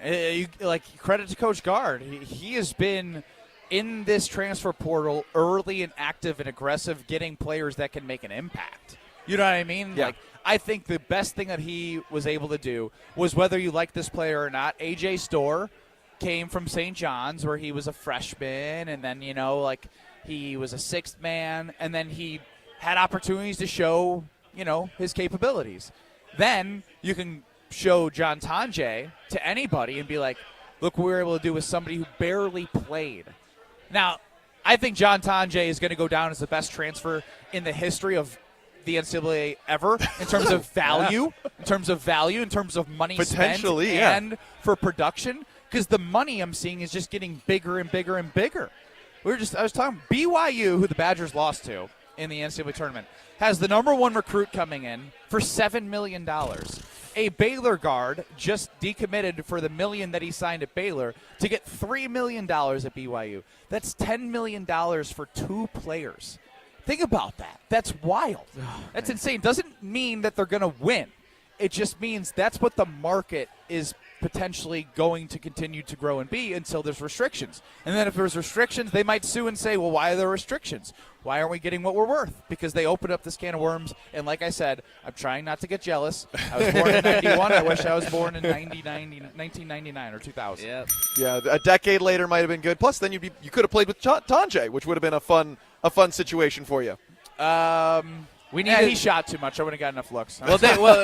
What could have happened is they kick out the 3 for you, and you would have been the hero in that game. And then buzzer beater 3, Wisconsin's going to the Sweet 16. Look, I wouldn't trade my teammates for anybody. I'll say that right now. All right. Well, we wouldn't trade you for anyone, Benny. Thanks so much for joining us. I know you got to go do fanfare as people showing up with light up lays on. Is that right? The lay? Lays. 100%. Not the potato chip, but the Hawaii lay. Yes, the Hawaiian lays. All right. Well, this is the Saturday Scramble. Come on down. Say hi to Ben Brust. Say hi to us. We're going to be here for another 45 minutes. It is the Saturday Scramble at Whiskey Jack's on 100.5 ESPN. It's our lowest prices of the season, in-store and online at Blaine's Farm and Fleet. Right now, shop the season's best values on supplies to make projects your own. Like select DeWalt 20-volt tool batteries, just $37 while supplies last. Save 20% on assorted Longfield spring bulbs. Assorted DIY oil change essentials, also 20% off. And a Kurt loaded trailer hitch mount with 2-inch ball, $29.99. Don't miss our lowest prices of the season, only at Blaine's Farm and Fleet. Be an original. The GRB Rays have established themselves as one of the top baseball programs in the Midwest and the country. GRB Academy offers training programs for players of all ages and skill levels. Learn from some of the best baseball coaches in the area and find the program that fits your training goals and your schedule. Spots are filling up fast, so visit grbacademy.com to sign up now. That's grbacademy.com. GRB Academy, baseball for the serious player. What's up, Wisconsin fans? Enjoying the game should always be easy, so don't overthink it. What to wear? Done. Just toss on your lucky jersey. Don't know what to serve your friends? Easy. Pick up some pizza from your go-to place and grab Bud Light to stock your fridge. See, it's that easy, just like Bud Light, which is always brewed with 4 simple ingredients for a clean, crisp taste. Bud Light, easy to drink, easy to enjoy. Enjoy responsibly, 21 plus. Anheuser-Busch, Bud Light Beer, St. Louis, Missouri. Outdoor Living Unlimited's showroom on Stoughton Road is absolutely a must-see. Nobody builds a better backyard better than Outdoor Living Unlimited. New deck, outdoor kitchen, screen room, fire pit, and in-ground pool. Outdoor Living Unlimited is Wisconsin's leader in building the new deck. Wisconsin's #1 TimberTech decking installer. Looking for a backyard hardscape design? Stop by Outdoor Living Unlimited's amazing Madison showroom. Visit our open house on Saturday, April 19th from 9 to 1 p.m. and meet the team. Or visit OutdoorLivingUnlimited.com. Brewers baseball is the sound of summer in Milwaukee. And Yelich launches one deep right center field. Forget about it. Oh my goodness, third down. On April 15th, the Crew take on the Detroit Tigers at 6:40 p.m. This Brew Crew Tuesday is presented by Pella Windows and Doors of Wisconsin. Churio sends it deep to left, and there she goes. It's Brew Crew Tuesdays. Check your local listings for where you can watch over the air statewide on April 15th. You want to feel important. You want to be a part of something bigger, something that matters and can help change things. You want to feel like you belong. We know. We felt that way too. And that's why we did something about it. We aren't just Army National Guard soldiers. We are normal people just like you. And together, we can make a difference. Take on your legacy. Visit NationalGuard.com to find out more. Sponsored by the Wisconsin Army National Guard. Aired by the Wisconsin Broadcasters Association and this station. The sound of summer is on ESPN Madison. The 1-2 pitch. Swing and a miss. He struck him out. Madison's home of the Brewers. Fly ball right field. Hit a ton. We're tied. Catch every Milwaukee Brewers game this season on 100.5 ESPN. Brewers baseball on ESPN Madison is presented by Hard Rock Casino Rockford and brought to you by Starion Bank and Sinden Chevy in Mount Horeb. Hi, this is Brian Posick, and I can't wait for Marco Sicchi's Casting for Kids Fishing Tournament coming up Saturday, May 17th on the Madison Chain of Lakes. It's a great time, great people, all for a great cause. There's lunch, dinner, raffles, and auctions, all to support the American Family Children's Hospital, UW Carbone Cancer Center. Plus a chance to win an Alumacraft fishing boat from Don's Marine. Join us on the water May 17th. Donate or partner with us. Learn more and register at castingforkids.org. That's casting4kids.org. You're listening to Saturday Scramble on 100.5 ESPN and the ESPN Madison YouTube channel.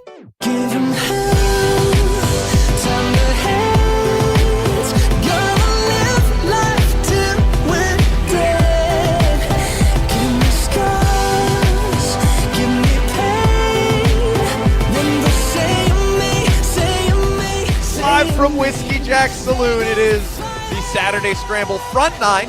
I'm Alex Gravatt alongside Pablo Iglesias. We just had Ben Brust join and give us a lowdown of what's going on in the 2014 Badgers situation. It's the decade anniversary of the Badgers championship and Final Four runs. I mean, he was excellent. If you missed any of that, look it up on YouTube. You can go back on Wisconsin On Demand, anywhere you get your podcast and listen to that. Jason Wilde joined us right before then.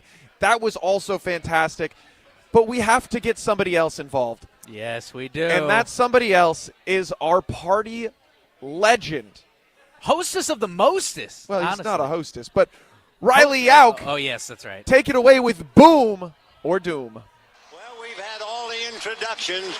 We've had all the pomp and circumstance. We've had all the fuss and feathers. But it's time. It's time for... Yeah, you guys know what time it is. It is time for Boom or Doom. First topic I have for you guys right off the bat. So the Milwaukee Brewers quietly, over the past 2 seasons, replaced their real organ and organist. Dean Roscoe was his name. And now all they play are electronic organ sound bites, you could say, and have replaced the rest with just regular pop music, I guess, or other sound effects. So Boom or Doom, a live organ should be a requirement at all major league stadiums. Only 9 teams, though, currently employ a live organist. When you say Major League. You are exclusively talking about the MLB, correct? Yes. Yep. Just Major League Baseball, Yes. just the 30 teams. I think you need to have them there, and you need to have them in hockey. It obviously wouldn't play at an NFL stadium. It's definitely not the NBA's vibe. But yeah, 100%. I mean, you're employing a musician, and I think that's fantastic. You've got the energy and the we were talking about it earlier with the pomp and circumstance of the Masters. That's like part of what makes baseball so fun and makes that summer vibe so unique and awesome. I'm kind of bummed to hear it. Yeah, I guess I would say as what is it, Young Justice and what's his name? We'll get it at some. The name of who? The guys Justice from Boom and or AJ. AJ and Big Justice. Young Justice. Young Justice the on the Costco guys, which is the reason this game is being played, which again I think is TikTok sludge. But I'm gonna say Doom.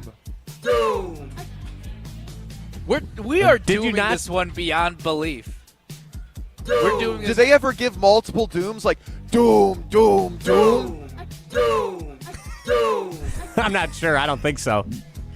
Oh, okay. So we're doing this beyond belief because, like G said, you walk into a baseball stadium, you are hearing just, even if it's pop renditions of like the latest, like if it's a Chapel Roan song, if it's a Sabrina Carpenter song, The Weeknd, whatever it is, you're hearing an organ rendition of that song, and that makes you feel so welcomed into a baseball game. I grew up going to so many White Sox games as a kid. Nancy Faust, the legendary organist, she had the na-na-na-na, hey, goodbye whenever a pitcher was knocked out of the game. And anytime that happened, for my Milwaukee Brewers fans that know, Chicago Cub pitcher Carlos Zambrano, he was kicked out of a baseball game. And when they played that at the White Sox Stadium, the whole stadium shook because of that one organ arrangement. You got to keep that. That is an essential part of the baseball experience. Yeah, so you guys just totally defended this argument and why it should be a boom, and you guys are dooming it? Oh, wait, no, we're dooming. No, okay, sorry. Misunderstood. Booming. We're it's booming doom that you they need. haven't done it. Okay. That they've taken it away. That is doom. Okay. My apologies. Boom. Okay, because the question was, should it be a requirement? And you guys both give very eloquently described answers on why it should be a requirement, and then you said doom. So I was a little. This game doesn't make sense. It's too new for me. I'm a boomer. I'm a boomer. Well, yes, you are a in boomer. A way. Well, right we're now. not, but I'm a millennial. You're a zillennial, whatever it is. I'm the Zoomer. millennial here. I'm a zoomer. Anyways, on to the second one. I'm glad that got a big boom. I'm glad you guys are on board with the organist. Bring back Dean Roscoe, Milwaukee. So, UFC 314 is tonight. It's going to be an absolutely fantastic card. I'm super Riley excited. and his fighting. But as we discussed, I have a bar crawl tonight. It's starting at 5. I'm going to be busy. And this has happened in the past where I've been out with friends and a UFC card I really want to watch is on. So sometimes I'll pull out the old phone and watch it for just a few minutes just to check up on it. Boom or doom, pulling out your phone to watch sports while you're hanging out with friends? I will boom this. I also had a similar experience to this. I was standing up in my friend's wedding. At the altar? No. No It was way. well past. It was the Alabama Georgia game. No. It was Pablo. Alabama Georgia. You are not a fan of either of those teams. I may or may not have had something. Oh my God. Back at home in Chicago on the ESPN Bet app. Yeah, okay. It was responsible. And listen, we know how intense that game was. It came down to the final play. It was true. back shoulder interception. I needed good that game. to complete, Good for financial gain, to be in a better position. And this was like 9 o'clock at this point. I had already done all of my groomsmen duties. I was okay. No, your groomsmen duties continue on the dance floor. All right, they do not did. stop. I brought my cowboy hat and everything. I was a vibe. I probably could have paid attention to my date a little bit more, but it is what it is. Pablo. Yeah. Yes, okay. So, Riley, to your situation, when you're out at a bar partying, I mean, like, we're at Whiskey Jack's right now. There's TVs everywhere. I would be shocked if tonight, while you're on your bar crawl trying to get, quadruple drunk or whatever it is that you're doing, that that they won't have the fight on in some capacity. And if they don't, it's totally fine for you to have the game on. If you're at a good friend's wedding that you are standing in, we might be crossing into Doomland. But for you, Riley Yauk, tonight, big boom. You put together an awesome bar crawl. It's going to be 55-plus people. No one's going to notice if you sneak off to the bathroom to watch for a few minutes or however you're going to do it. You're fine. Thank you. I thought you guys were going to doom the heck out of that one, but all right. I'm glad we work see for eye-to-eye on this. ESPN, bro. Like, we're going to like watching sports. You have to stay up on it no matter what. True. But Thank I'm you. the bad guy here. Yeah, but I'm the that's bad a guy. totally Priorities, different Pablo. situation. Priorities. That is. Oh, excuse me. That's not good, Pablo. Excuse me. Moving on to number 3. Last but certainly not least. So we've been talking about golf today as well. Lots of Masters discussion, and there's been some uproar on Twitter. I don't know if you guys have seen this, but Jose Luis Ballester is currently wearing a certain hat at the Masters, an Arizona State Sun Devils hat, where the text is upside down and says Sun Devils across the front 2 panels of the cap. Are you guys familiar first with the upside down text caps that are very popular nowadays? Yes. Funny that you mentioned that. Yes, I work. So pulling back the curtain, Good Karma Brands owns ESPN Milwaukee, Madison, Beaver Dam, but we also own ESPN West Palm Beach, where a company called Reverse Brands Hats is based, and they work with us. They're good partner. friends with them. They're a partner. So the That's Reverse awesome. Brand hat, they're big in Boston right now. Is they're holding it down, and so yes, I'm very familiar. They're great. And they're awesome hats. I've got one in the mail. Okay, amazing that you should bring that up, because there are a lot of golf fans on Twitter that would highly disagree with you, unfortunately. I've seen tweets saying he should be banned from the Masters, that these upside-down text hats should not be allowed in the premises. We're talking stuffy and uptight. I think that's the definition of it for you right there. So these are super trendy right now, but people are pissed. Boom or doom, the upside-down text hats at the Masters. All right, listen, Riley. You know, this is why I brought it up earlier in the show.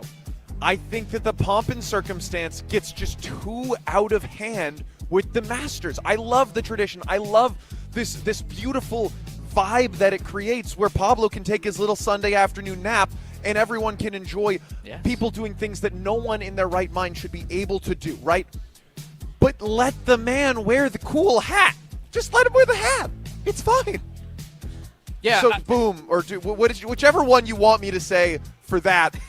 I'm giving it multiple dooms or booms. Boom. Boom. You're pro upside down hat. text at the Masters. I'm not a fan of the hat personally. Like, they're cool hats. I don't know if I'd wear them, but at the end of the day, it's part of, like, the uniform. Like, that's what you're required. You have to, as long as he takes the hat off in the inside, which is what the rule is over at Augusta National and most golf clubs that these PGA Tour players or these pro golfers are always at. But no hats as long inside, as also a bad rule. You just respect the rules, like, that's fine, but I don't really see any huge difference. Like, he's bowling out, too. He won the NCAA championship. That's why he's a part of the Masters. Let him enjoy his experience and be himself. That's okay. I'm booming this. Amazing. Thank you, guys. Another thrilling round of Boom or Doom. Thanks for playing. Good stuff. Yes, you're welcome. It does take. I feel like it takes years off my life expectancy as someone sinks a pretty good putt here at Whiskey Jack's. Remember, it's the Barstool Open, so you can come on through. You can try your hand at putt. This is a really difficult hole. This is maybe the Augusta of the Barstool Open here at Whiskey Jack's. You're going to want to swing by and give it a shot. As he makes another one. But, yes, we have Crosstalk coming up next with Wally Lukaczynski and Corey Sparks. It is the back nine, which I know you're not allowed to say. At the Masters. But this is the back nine. This is not the Masters. This is the Barstool Open. This is a Saturday Scramble. We've got Crosstalk coming up next on Saturday Scramble on ESPN Madison. Oh my gosh, Allie, did you look at Janet's roof? Ugh, it's like so flat. It looks like one of those roofing contractor commercials. Who even understands those roofing guys anyways? I like flat roofs and I cannot lie. You other contractors can't deny. TPO way up high. I'm hooked and I can't stop staring. If you want a roof that's worth staring at, Avondale Roofing is where you go. Your roofing experts for over 30 years. AvondaleRoofing.com. Get a sneak peek at the 2025 Wisconsin football team. Join us April 19th for Wisconsin Football Spring Showcase presented by UW Credit Union. The day kicks off with the Coles Kids Combine, followed by Badgers Open Practice at noon, featuring new faces like quarterback Billy Edwards Jr. and offensive coordinator Jeff Grimes. After practice, head to the field for photos with Badgers student-athletes. Tickets are $5 and free for football season ticket holders, UW students, and kids under 12. Claim your tickets for the Wisconsin Football Spring Showcase at uwbadgers.com. Breaking news on ESPN Madison is presented by Metro Ford and Metro Kia of Madison. Find the Metro family of auto dealers online or see them in person on the east side of Madison today. What's up, Wisconsin fans? Enjoying the game should always be easy, so don't overthink it. What to wear? Done. Just toss on your lucky jersey. Don't know what to serve your friends? Easy. Pick up some pizza from your go-to place and grab Bud Light to stock your fridge. See? It's that easy. Just like Bud Light, which is always brewed with 4 simple ingredients for a clean, crisp taste. Bud Light, easy to drink, easy to enjoy. Enjoy responsibly, 21 plus. Anheuser-Busch, Bud Light Beer, St. Louis, Missouri.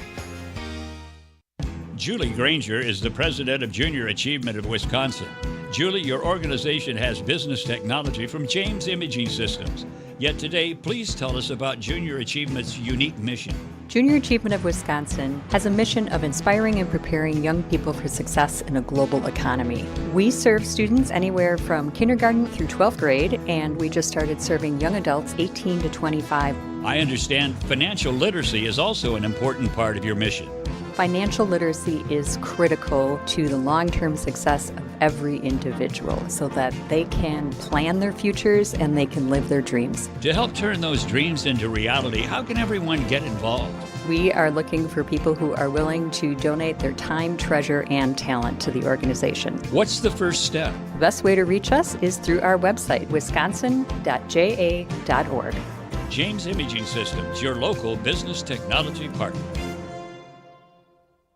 Gruber Law Offices. One call, that's all. They treated me like family. They're actually people that you can depend on. They made me feel seen. They really treated me like I was a part of their family, a part of their team. They ask how you're doing, how you're feeling. They're just so welcoming and so sweet and kind. It's like family, caring about another member of the family. If you've been injured, it costs you nothing to see if Gruber Law Offices can help.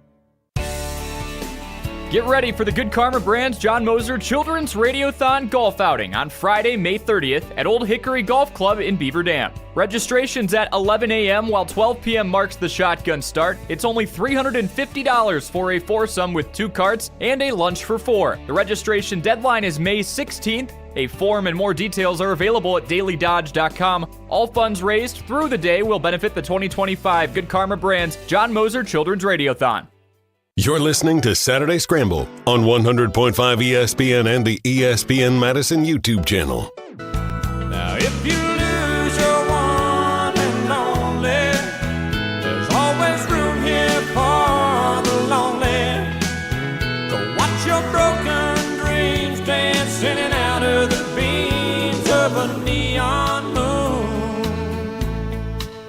I think of 2 young lovers running wild. Saturday Scramble. We are at the midway point of sorts. The 9th inning stretch. Check out the 7th inning stretch. Whatever you want to call it. In golf? Yeah, We're in final 3 holes. I don't think there's really. We're not in the final 3 holes because to our fans, stretch for what's the front happening? 9. Yes, the front 9 is coming to a close as we are joined live from the Bogey Factory by Corey Sparks and Wally Lukaczynski. What's happening, my guys? We're doing great, guys.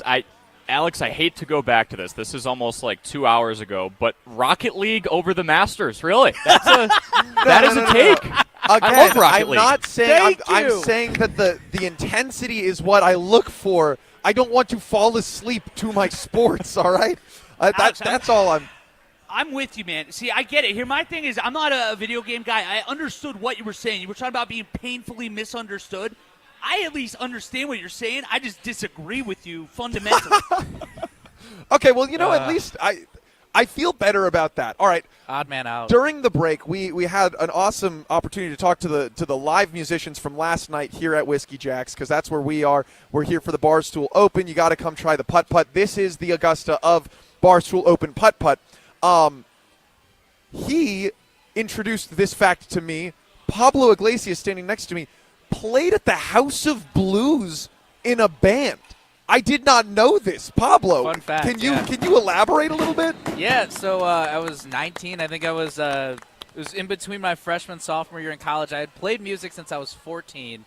And yeah, I just like had a bunch of fraternity brothers that we would jam out. We'd play a lot on like our floor freshman year. And they told me that, hey, we have a band. We're looking for somebody to fill in. We have a show coming up this summer at the House of Blues. So I was just like shell-shocked, and I ended up just practicing with the band. I ended up becoming like a full-time member with them. Like my first show with this band was at the House of Blues in downtown Chicago. That was your first time? Yeah, that was my first. My that was my. gosh. That wasn't my first show ever. I had played shows like for a music school, like like an extracurricular type of thing. Yeah. So like we did concerts and it was cool. We played like mini festivals throughout the city. So I had stage experience then, and I always loved it. I mean, that is the House of Blues is the Augusta of Midwest venues, Yes, right? 100%. Yes. Like, how do you? That you feels do like the that? pinnacle. Yeah, like you're done now, right? Like, there's nothing you can do to go above that at this point, right? I did get to play at a couple of my favorite venues in Chicago. Like one is a lot smaller. It's called the Bottom Lounge, and it's more of like not a hole in the wall, but it has that type of vibe. It's like an undergroundy type of like grunge-esque type of vibe in that place. And I've seen some of my favorite bands there, and yeah, it was like super cool to say that I've played in the venues of some of my favorite bands. It's like still kind of weird to like think about sometimes. All right, so our fans now know that I play Ultimate Frisbee at the professional level. Pablo has played at the House of Blues in a band. We know Riley's a big fighter. Corey, Wally, what are your special talents that maybe our listeners do not know about? I can say the alphabet backwards. Oh, wow. Yeah, all right. Do it right now. Do it. No. Do we have a majority vote? We got a yay and a nay. I feel like Wally, you've got to do it at this point. All right. You got to do it. It's got to be fast. I haven't done this in a few years. You have 2 seconds to start, or otherwise Who's holding him accountable? ZYXWVUT, SRQPONM, LKJIH, GFEDCBA. Wow. Hey!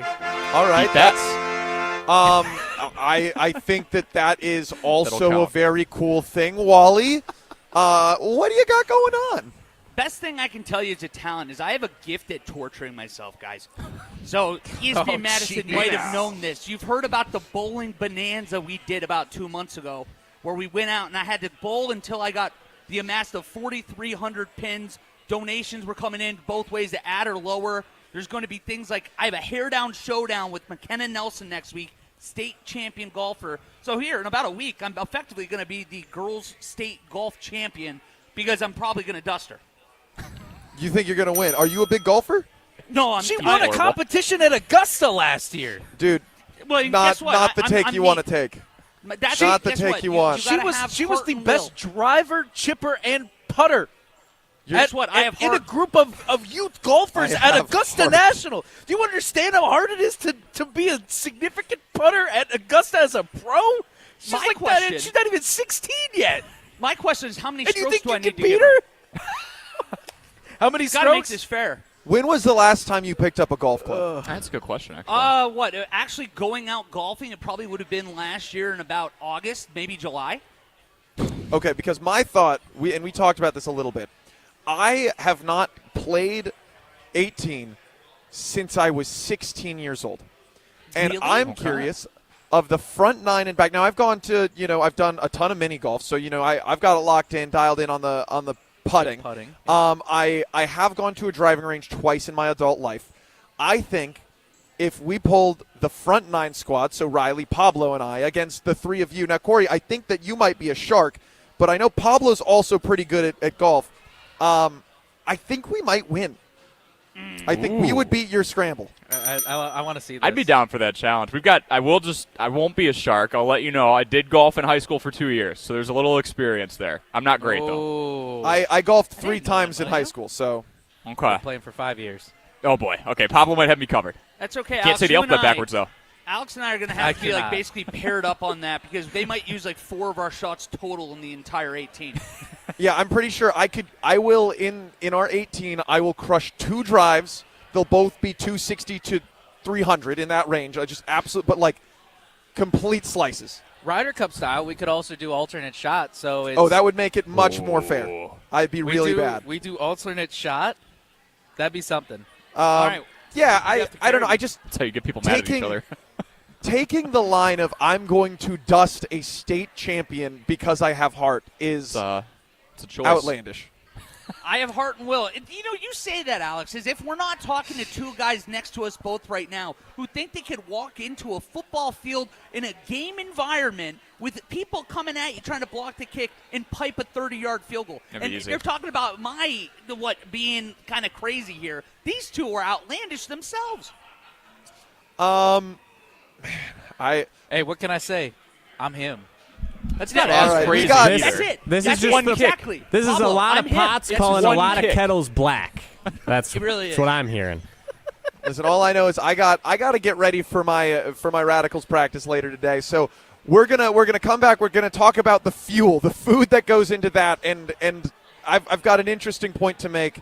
That's coming up next. This is the Saturday Scramble live from Whiskey Jack's and the Bogey Factory. Looking to join an international quality golf club right here in Madison? Discover TPC Wisconsin, an instant classic in the heart of the Midwest. With a course co-designed by Steve Stricker and PGA Tour Designs, it's the 13th and newest TPC Network golf club in the world. Other high-quality amenities include a short game practice area, athletic performance center, and meeting and dining facilities, plus membership benefits that reach around the globe. Schedule a tour at tpcwisconsin.com and start your journey to a lifetime of priceless golf. Brewers baseball is the sound of summer in Milwaukee. And Yelich launches one deep right center field. Forget about it. Oh, my goodness. Third deck. On April 15th, the Crew take on the Detroit Tigers at 6:40 p.m. This Brew Crew Tuesday is presented by Pella Windows and Doors of Wisconsin. Churio sends it deep to left, and there she goes. It's Brew Crew Tuesdays. Check your local listings for where you can watch over-the-air statewide on April 15th.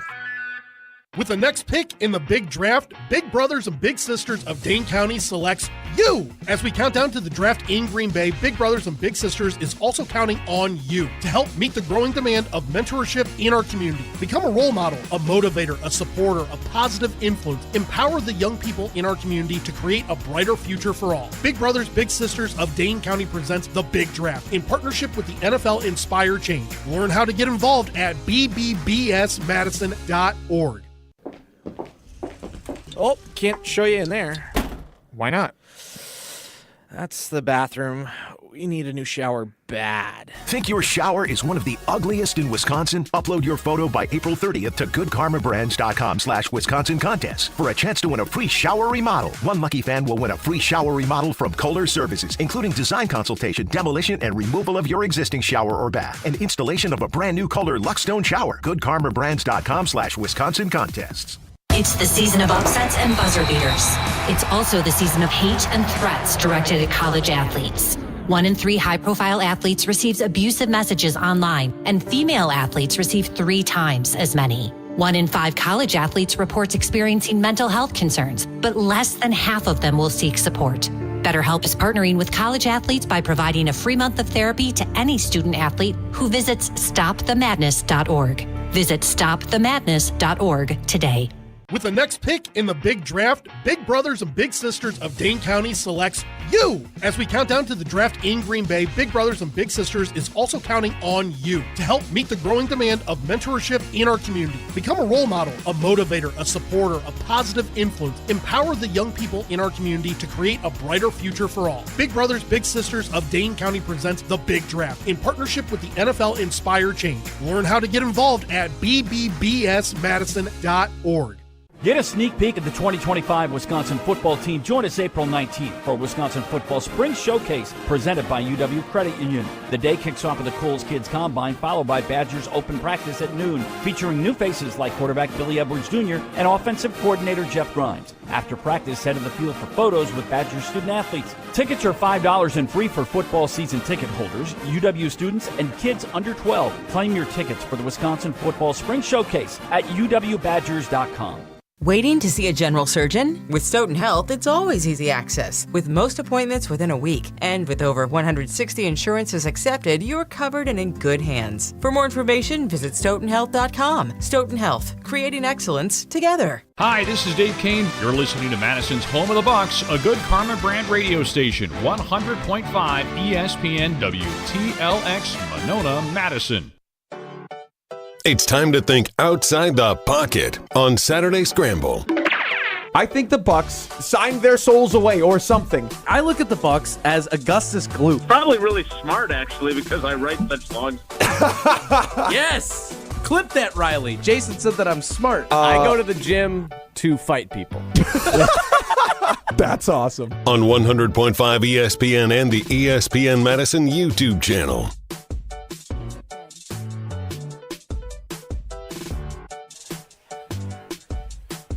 Welcome to the turn, if you will, heading into the back nine of today's Saturday Scramble on 100.5 ESPN Madison and the ESPN Madison YouTube channel. A little crosstalk for the next 15 or so minutes. Pablo Iglesias and Alex Gravatt over at Whiskey Jack Saloon for the Barstool Open. You got a little putt-putt action going over there.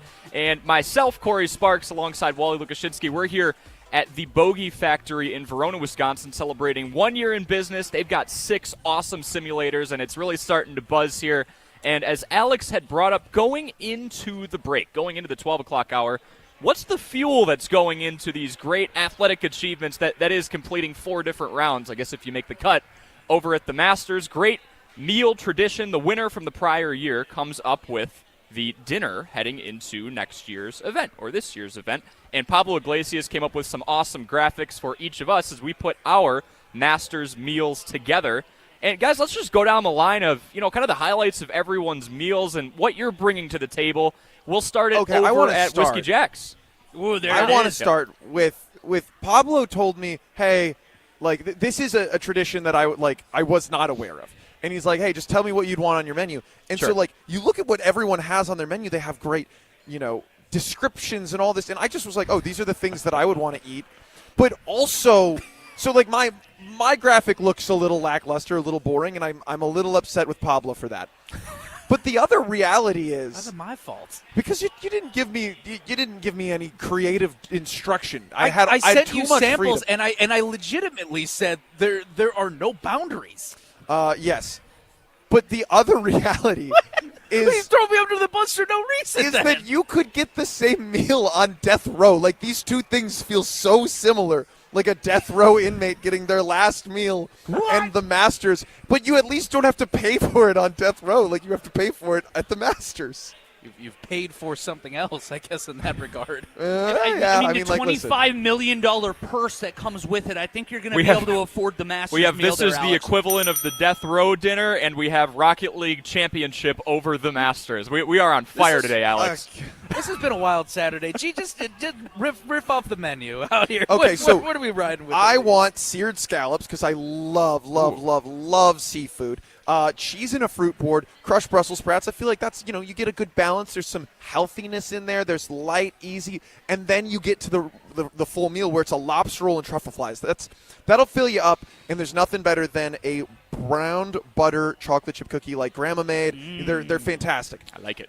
Now that's what I had. Pablo, I also think you have a fantastic list. I'm very proud of the list that I put together. I'll peruse through this, and you can view this on our ESPN Madison Instagram page for all of our menus. I'll start it with the appetizers. The big highlight outside of pork belly sliders, big one, char siu bao, also a Cantonese, back to my roots there, a dim sum edition. I got to go with another home cooking though that I absolutely love, are a bite-sized version of my grandma's flauta tacos. These are hand-rolled fried tacos with pulled chicken, and on top of that, so you're going to make your grandma cook for this? Make her. She loves this. Okay, She loves doing okay. it, man. Trust me, Grandma Maria will 100% be out here making those chicken flautas if I asked her to do this on a big stage like this. So those are my appetizers.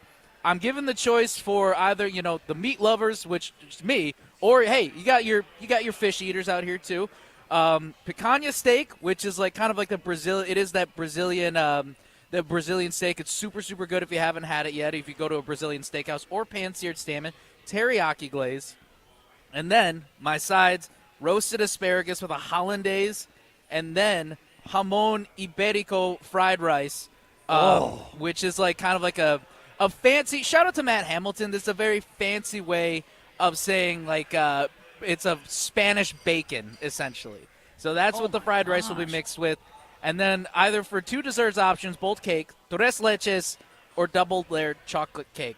All right. May or may not be inspired by Portillo's. And then I put in a little glass of wine, too. A nice 2016 Catena Malbec from Argentina. So do you know a lot about wine? I don't, but it's a really good glass of wine. Okay. And it makes okay. He's just being pretentious because it's the Masters. I'm really like interested in what you guys have going on, our Beaver Dam boys. I'm taking the reins first. I'm pushing him out of the way. First of all, great picks over on your end. I'm not giving people a choice, though, Pablo. If you don't like my Polish dinner, you're not eating. So we're starting right away. You're getting your pierogies. You got all kinds. You got your jalapeno, sauerkraut, potato and cheese, and then you'll throw bacon for the children in the room that can't eat anything else. Then, of course, you got to go the kielbasa. Homemade rolls on that. Throw a little stadium mustard sauerkraut on top of that. It's game over on that front. But you got to have a little bit of a side then. So that's where you get the halushki.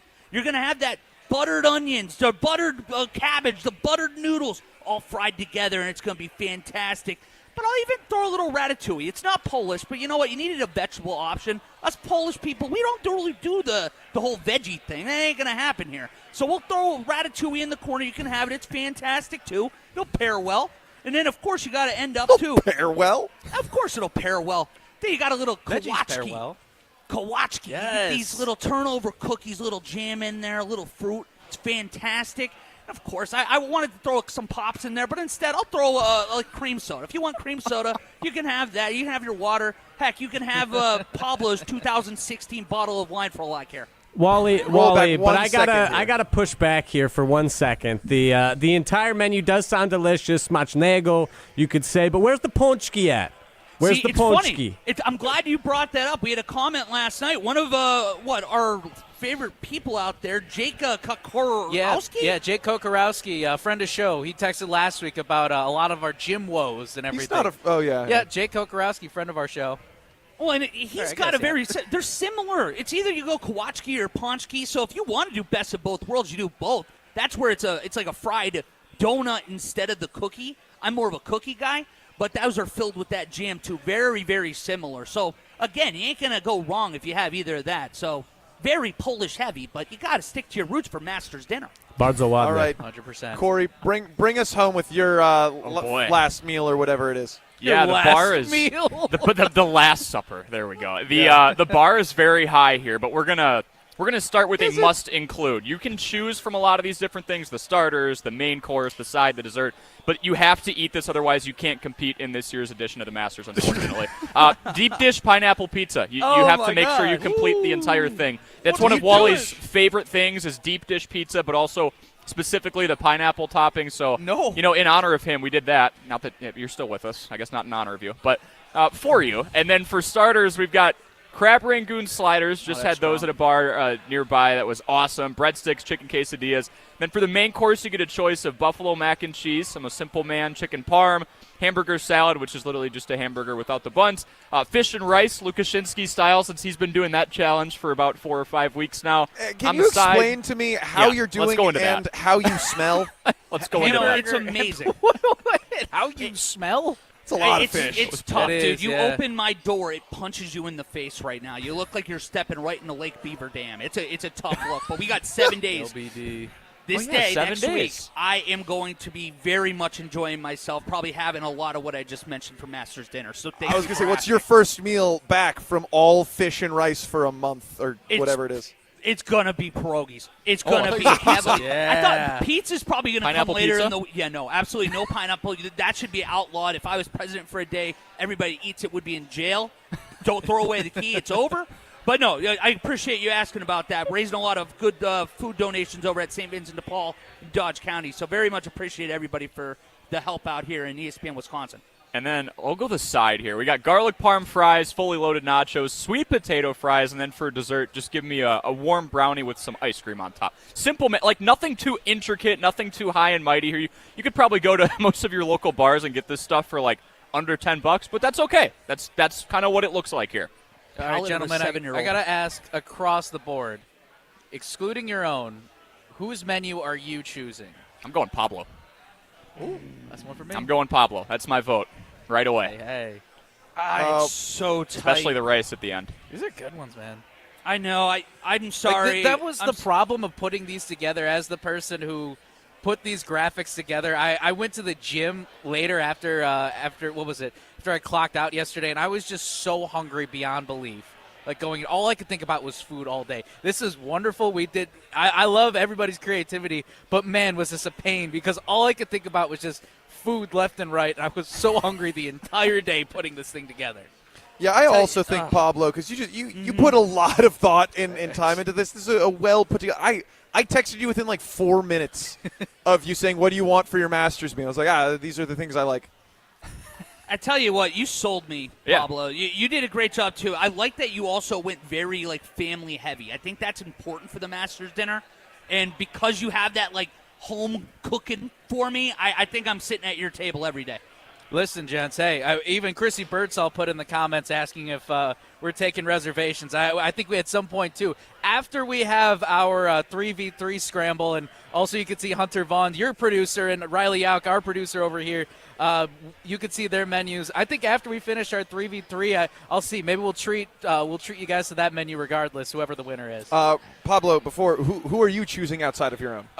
You know what? I got to go. Shout out Wally. I think it's the same thing where I loved everyone's menus, but Wally, same vibe where it's like you have that personal touch to it. I think he avoided – we all avoided. This is what I'm saying. I didn't know that I had to include my personal touch. I want my mom's cookies and the when I worked at the Tiki Bar in Elkhart Lake, Wisconsin, there was a guy who made a lobster roll.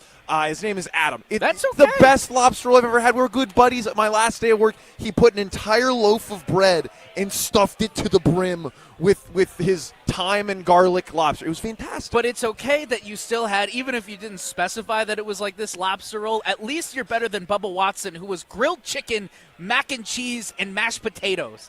And that was his menu. That's good. That was notoriously known as like one of the years where nobody wanted to actually eat off of that menu, and they took the other options at the Masters dinner instead. You don't have to eat off this menu, but hey, everybody here, like I said, was very personal regardless with theirs. I got to go with Wally, though, if I had to choose one. Pierogies sound absolute gas right now, and I'm getting hungry again. I need to stop. I'm thinking about lunch right now, dude. Unfortunately, guys, we have lost the audio for your end right now over the last 2 minutes. So it's beautiful to see you right now, but we're not going to be able to hear you. So we're probably going to throw it to break. It was awesome talking with you guys. Hey, by the way, Alex, you had a great menu, mind you. It just wasn't as Pablo's. Oh, now we lost them. Pablo, send it to break. All right, let's get out of here, guys. Whoever can talk, send it to break, please. And thank you. You're listening to the Saturday Scramble on 100.5 ESPN. All day, every day. The Carbless Talk and Text line is open for you. 844-770-3776. The Carbless Talk and Text line. This is more.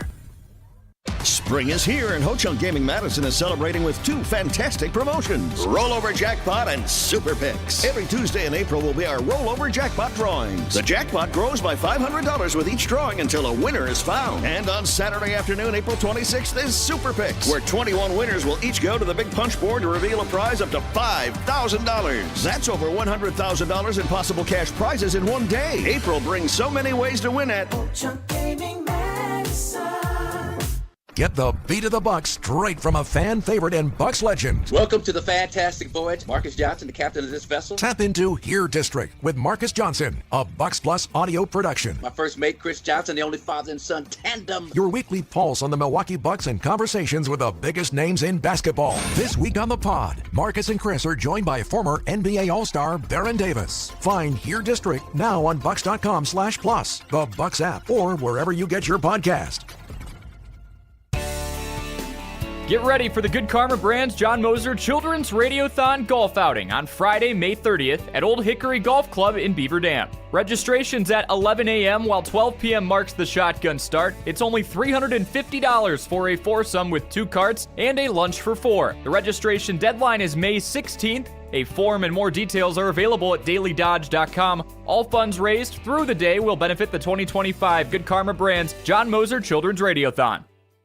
Madison athletes seeking elite training need to get started today at Total Athlete Performance. TAP is here to serve and educate the serious athlete with their speed, agility, and semi-private training options. Sessions are now available in both Windsor and their TAP facility inside the Verona Athletic Center. Also access remote training anytime, anywhere with the Total Athlete Performance app. Visit tapwisconsin.com for subscriptions, including monthly payment options. That's tapwisconsin.com. Brewers baseball is the sound of summer in Milwaukee. And Yelich launches one deep right center field. Forget about it. Oh my goodness, third down. On April 15th, the Crew take on the Detroit Tigers at 6:40 p.m. This Brew Crew Tuesday is presented by Pella Windows and Doors of Wisconsin. Churio sends it deep to left, and there she goes. It's Brew Crew Tuesdays. Check your local listings for where you can watch over the air statewide on April 15th. This is our crew. The 1-2 pitch. Swing and a miss. He struck him out. Every pitch, every strike, every hit. Fly ball right field. Hit a ton. We're tied. Hear the call of every Milwaukee Brewers game this season on 100.5 ESPN. Back at the track. Get up. Get up. Get out of here. Gone. Madison's new home for Milwaukee Brewers baseball. 100.5 ESPN. Oh, can't show you in there. Why not? That's the bathroom. We need a new shower bad. Think your shower is one of the ugliest in Wisconsin? Upload your photo by April 30th to goodkarmabrands.com/Wisconsin contest for a chance to win a free shower remodel. One lucky fan will win a free shower remodel from Kohler Services, including design consultation, demolition, and removal of your existing shower or bath, and installation of a brand new Kohler Luxstone shower. goodkarmabrands.com/Wisconsin contests.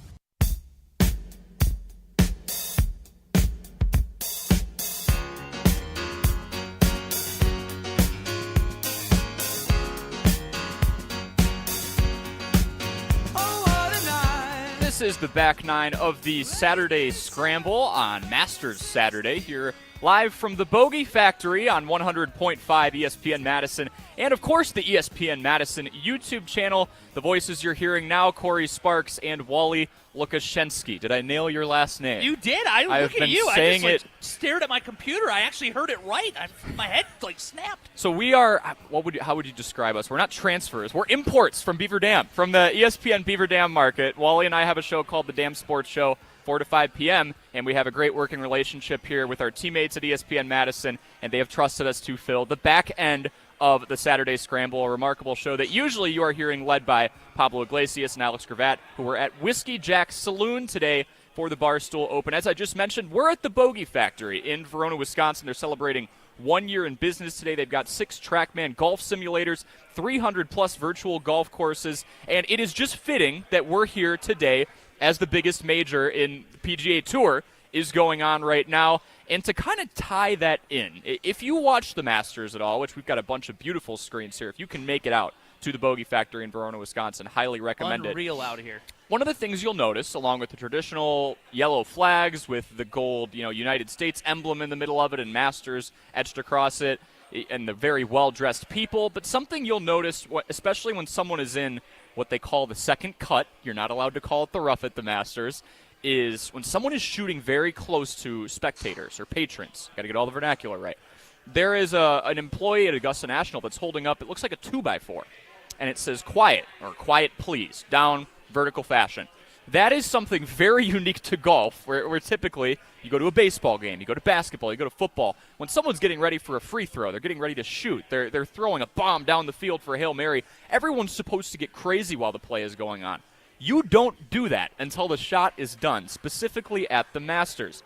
You could call that etiquette, right? So that got me thinking. Masters, quiet sign, please. What is considered poor etiquette across different sports, specifically for fans? Because fans are supposed to be quiet in the golf scenario. We want to hear from you on the Carbless Talk and text line, 844-770-3776. That's 844-770-3776 here on 100.5 ESPN Madison.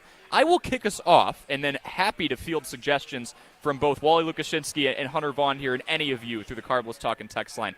The first thing I thought of, I went on a little weekend trip, extended weekend to Minnesota, watched the Timberwolves take on my Bulls, and there was a fan in front of me, they're tipping off. We're in like the 300 level, not great seats. And he is scrolling all the way in, making sure he records the tip-off. Whatever, right? You only make it to so many of these. I've probably been to like 5 basketball games in my life. If you want to record the tip-off and your perspective of it, even though you're basically in the nosebleeds with me, that's fine. But then he stayed standing for the entirety of the first quarter.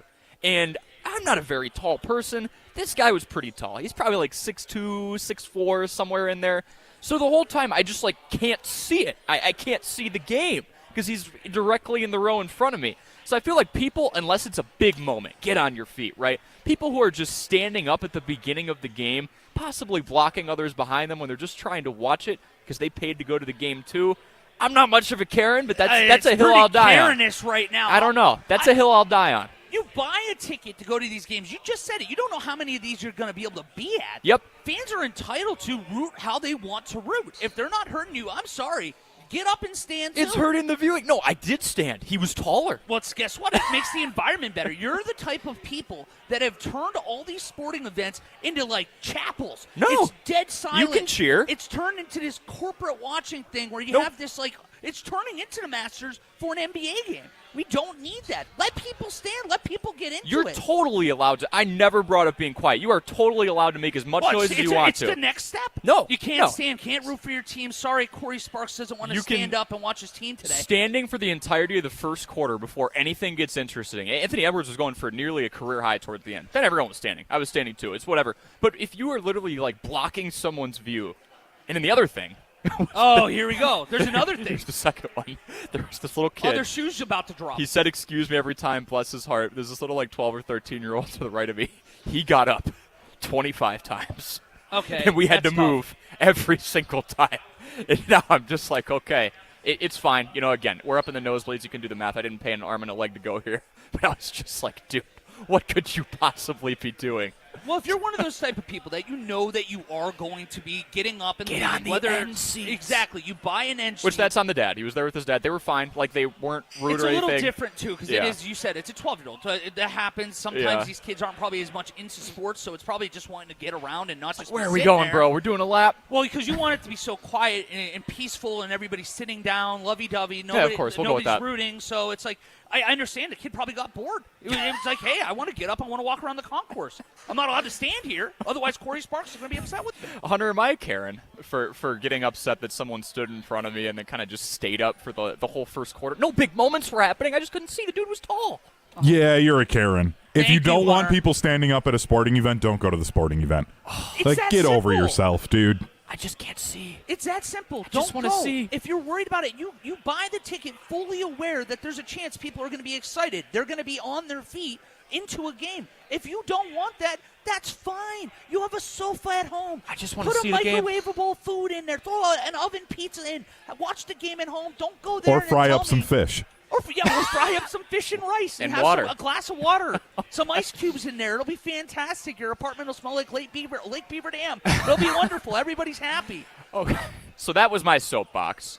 Oh my gosh, you're putting me on one. Very, very clear that I did not have much support there. If you do support me, or if you want to call me a Karen, call in. Again, 844-770-3776 is the Carbless Talk and text line. You can interact in the YouTube chat on the ESPN Madison YouTube channel as well. We'll pivot over to you, Wally. Anything, it doesn't have to be something that grinds your gears, but anything of note for fan etiquette that comes to mind? No, it's going to grind my gears because I have two that stick out to me. One, it's a little bit more self-explanatory. I won't go into it as much. But when you're getting in the face of other people, like maliciously because they're rooting for another team. This feels like a Philadelphia story. Well, I mean, don't get me wrong. They're a bunch of scumbags. I know Hunter can attest to that, too. Amen. It's a worthless city, just the literal armpit of America. But those people out there, it doesn't matter just them. If you're getting in someone's face for rooting for another team, you're a piece of trash. I'm sorry. That's just the case. That's it. Like, they're there. They paid their right to seat. I remember being at the Baker Mayfield game where he planted the flag at center field at midfield against Ohio State. And being in a room, there's Oklahoma guys. They're allowed to cheer for their team. And the guy next to me is, like, in their face about it. Called him a jag-off, like, 58 times in that game. Jeez. Like, you're making the entire fan base look bad because this whatever. That's another day. Is that the word he actually said, or was it something you jag-off. can't say on the radio? No, that's a Pittsburgh kind of right. like, I'm trying to think. There's other similar words around the country. It's just, like, for us, that was our one.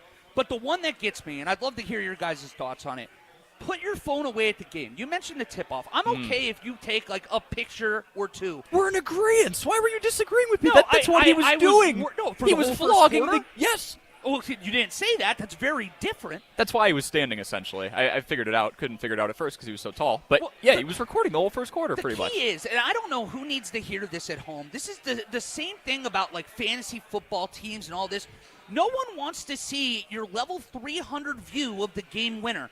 We got to see it on television on a good view. We don't care about you and your fans and your buddies screaming into the camera, can you believe this happened? No one. It's the same thing with concerts. We don't want to have to hear the whole song through That's your phone. so funny, dude. Put you get it into away Snapchat and you're just watching the entirety of someone else's concert. It's like, I'm good, actually. Thank you. Wait, so neither of you have ever watched, like, the Taylor Swift concerts through TikTok lives? So I did that there's bunch. 158,000 cameras different. around just all filming the same thing from one seat apart. My girlfriend has done that, Hunter. I think live is different, but when you're going to Snapchat, and Snapchat's supposed to be highlights of your day, and you literally have to click through the little dots up on top. It's like, oh, wait a minute. This person recorded 250 videos. It's literally. I think the live stream has a little extra dimension. It's literally the same thing as the people that insist. I'm going to upset some people. It's the same people that insist on showing you pictures of their baby or show you pictures of their dog. And everybody, what's the obligation to say, oh, that's so cute, that's amazing. And all you're doing in your head is being, I wish I was 150 feet in any direction else. You're not a big social media guy. I don't want to say, I'm sorry, I don't want to have to see, That's like, okay. oh, little Johnny took his 38th different crawl today. It's even better than yesterday. He went a foot farther. That's so awesome. I'm so happy for you. I can be happy for you. I don't want to see it. I don't need to see it. It's the same with the games. I don't, put the phones away. I'm tired. Do you have any Karen takes, Hunter? Like things you see at a game where a fan is doing something. It could be the trash talking, it could be the phone, could be the standing up, could be something else where you just go, hey, nice, not here. I mean, nothing like too bad because like I'm the type of fan that is going to stand up and get super into it. Sure. I've told this story before though, and I'm sure you guys will be on my side for this. So my wife and my wife's a UW alum. She's a Badger fan. I am a big Marquette fan, so we go to the Wisconsin Marquette game almost every year. A couple of years ago when they went into overtime at Fiserv, my wife and I were there. And some Badger fans behind us were telling me to sit down as I've got Tyler Kolek hitting a layup to tie the game with like 30 seconds left. And I'm like, are you kidding me right now? You olds. This isn't the Kohl Center. We have fun in Milwaukee. Marquette fans actually know how to enjoy sports, unlike the Badger fans that clearly don't. And I was getting yelled at by the olds that made the trip over from Madison. No, you're 100% in the right. Again, if you buy the seat, you are understanding there is a shot that people around you are going to be into the game. They're going to be standing. They're going to be loud. If you don't like it, sit at home. Go to a bar. Go anywhere else. Go watch it in a library on your phone on silent. I don't care what you do. But if you buy the ticket, you have to understand people are allowed. They're entitled to that space. It's like basketball, Hunter. They're entitled, straight up. Yeah, That's their exactly. space right there. Straight up, as long as they don't lean into you, Yeah, right? exactly. Yeah, you just can't encroach. No blocking foul. You've got your exactly. Like the sign people, Your I feet think need to that's be a step set. too far. The sign people, that's a little different. Wait, why is the sign too far? Because you can't see, right? Because it's deliberately an attempt. It's like, look at me. I'm making this about me. I know the people behind me won't be able to see. If you're just standing, they have the option to stand up and watch the game themselves. I will stand on the guy's shoulders next time. That's what we'll do. Is there an age limit, though, for the sign? Ooh. Like, I feel like if you're 12 or under, I'm kind of cool with it. I was going to say high school, kind of like the No, 14, high school, 15. you're too old. I'll meet you in the You're middle. getting to the point where you're self-aware once you get to high school. Right. This is what I'm doing. I'm probably blocking Yep. someone's view. I'll meet you in the middle on this. 12-year-olds are allowed, but in the appropriate times. In stoppages of play. In half times. When they have the Jumbotron people going around trying to get pictures. Little Johnny, you you are wait. allowed. But in the middle of the game with 10 seconds left, do I need to see LeBron's the GOAT? No, I don't. I don't need to see the sign. I mean, there's not going to be many of those since he's not the GOAT. But Well, I mean, you're absolutely incorrect. We're outnumbered today, Wally. Oh, I mean, that's fine. I'm going to be remembered on the right side of history. They will look fondly on me, just like they will the GOAT, LeBron. Oh, they give me a buzzer. That's fine. I like it. That's I like fine. I was going to say he should have lost more in the Eastern Conference Finals, and then all of a sudden he'd be better somehow. Something all three of us will be in person for in a couple of weeks, and we'll try and do our very best along with the rest of the ESPN Wisconsin team on social media is to the NFL draft. And we're going to try and give you a great idea of how that goes, and hopefully no one stands in front of me for that. I'm just kidding. But that does remind me, so it's in Titletown, Packers breakout candidates in 2025. It could be a rookie. But also, the draft is a reflection of the holes you have to fill, the gaps you have to fill in the roster. So we're going to go over that next. Packer breakout candidates in 2025. I know might have some audio from Tucker Kraft from not too long ago at the Tailgate Tour that they were doing around. He seems like he's got that dog mentality. Is he a candidate? Is it somebody else in that wide receiving core? Is it somebody on the defense? We'll go over that next year. We are live from the Bogey Factory in Verona, Wisconsin. This is the back nine of Saturday Scramble on 100.5 ESPN Madison and the ESPN Madison YouTube channel. My part-time service in the Army National Guard makes it possible for me to be more for the community I call home.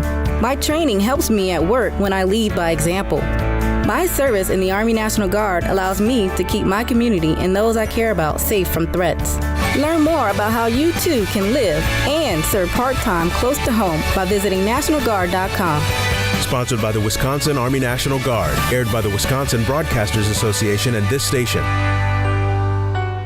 Professional volleyball is in full swing from here in Madison. Don't miss a second of the action. Cheer on Love Madison Volleyball as they make history with some of the best players in the world. Olympic medalists, NCAA All-Americans, and one of the most talented rookie classes ever. This is volleyball at its highest level. Experience the excitement yourself. Get your tickets today at lovb.com.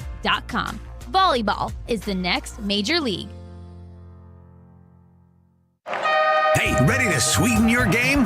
It's time for Quick Trip's Nature's Touch Ice Cream. Ooh, making moves like the starting lineup of a championship team.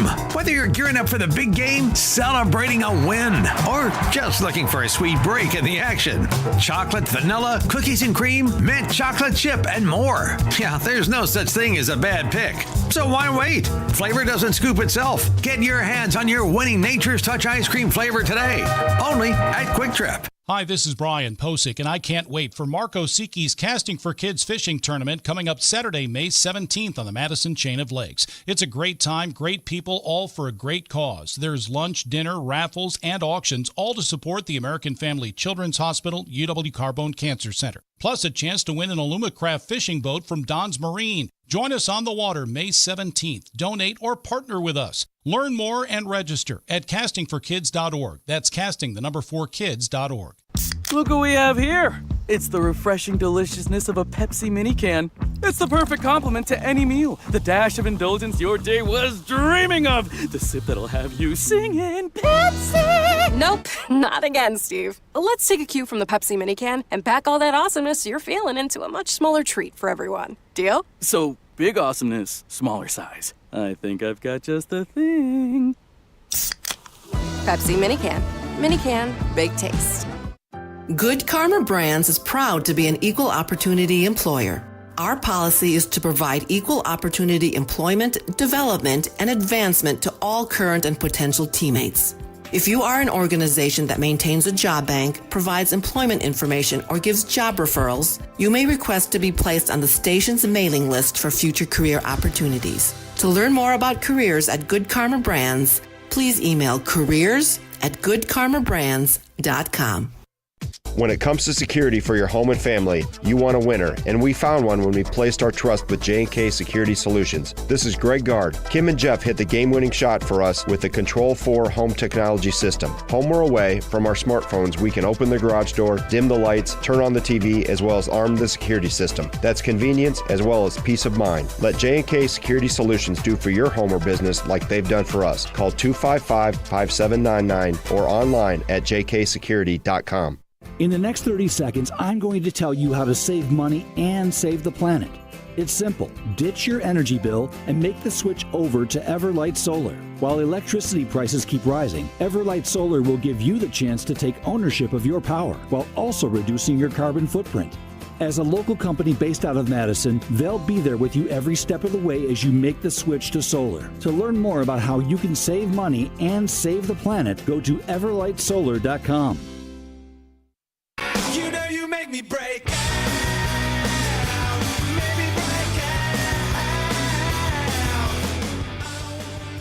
The back nine of the Saturday Scramble here live from the Bogey Factory in beautiful Verona, Wisconsin. We are speaking with you live on 100.5 ESPN Madison and the ESPN Madison YouTube channel. Yes, we are at the Bogey Factory celebrating 1 year in business. They've got the full kitchen and sports bar. Corporate events are welcome here. Or if you just want to come out and watch the Masters or any major golf event or any golf event in general, they've got a ton of beautiful TVs here, 6 different golf bays. And I'll tell you what, right now, this time of year, it's actually kind of warm today. But when it's cooler out, it's so nice to still be able to work on your golf game, come in here. And if you shank a shot on a simulator, you don't have to chase the ball down. You just hit again. Well, plus, even when it gets hot outside, when it gets to that low, like 95 degrees, you know how humid, drilled it. Yeah. When you get that out here in like the summertime up in Wisconsin, it's great to come in here with the air conditioning. So you kind of get the best of both worlds. And I feel like a little like goldfish. My head has been on a swivel. There's so much to focus on. I can't decide which TV I'm watching. I'm smelling the foods coming off from all over. There's plenty of beers on tap. I see people are all smiling. You can hear it right now behind us. There's probably 50, 75 people already. And what? It's right afternoon right now. I was going to say, they opened at 10 today, and it filled up quickly. I showed up not long after, and there were already people trickling in, had their reservations, wanted to get some food. Awesome time to be had here. You still have plenty of time to get out to Verona, Wisconsin here at the Bogey Factory. Masters also goes on tomorrow, too. So if you want to catch the final round, pay another visit, you can run it back as well. We're going to go over Packers breakout candidates in 2025, one of which we have a little audio from here. It's Tucker Kraft, to paraphrase, saying that you don't want to mess with him on Jim, Matt, and Mully. Just getting the respect from the guys on the team because they know that, you know, you see plays all over the field where I just get absolutely wrecked. Yeah. And I get up as fast as I can. I throw the ball to the official, and I'm trying to get to the huddle. It's just that mentality, you know. Un-F-withable is what we would say, you know. Just, you know, don't let anybody, you know, get in your head, steal trap. More so that you're not able to mess with him. Un-F-withable. You can say that on the radio. Yeah. We saw on Jason Wilde wrote an article earlier this week on channel3000.com where he was talking about how apparently Tucker Kraft had gone out and said, I don't care if you're 90 years old, we're playing pickleball, you can catch this smoke. He is that kind of competitor. Everything that he does, you can feel that edge to him. And I'm excited to see the breakout year. My question is, you heard them talk a little bit earlier, Pablo and Alex talking to Jason Wilde, asking a question, what do you do? Like when you do have a guy trying to step into this leadership role like Tucker Kraft, he is a younger guy.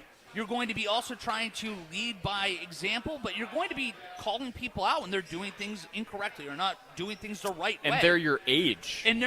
Yeah. That's difficult in a normal environment. Before you get to the competitiveness of these athletes, I'm interested to see how that goes. But if Tucker Kraft can go out and show out on the field like he really showed flashes of last year, there's no reason to think he can't take that next step and be one of those upper echelon tight ends in this league.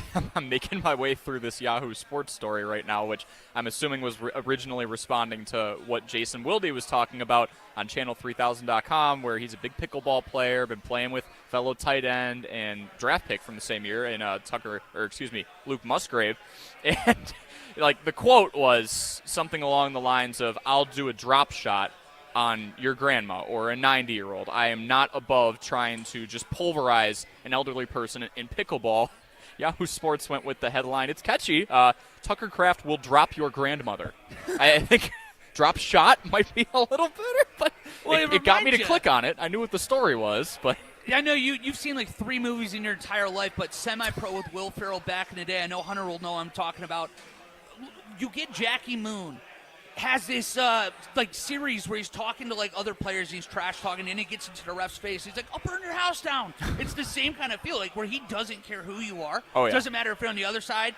In practice, he's the type of people that is challenging people in practice. He's talking trash in practice. He's showing up every day and putting it all in. I think that if he does that consistently and he keeps showing up and putting good effort, good numbers up on the field, it's going to be even easier to be a leader as he does get more experience in this league.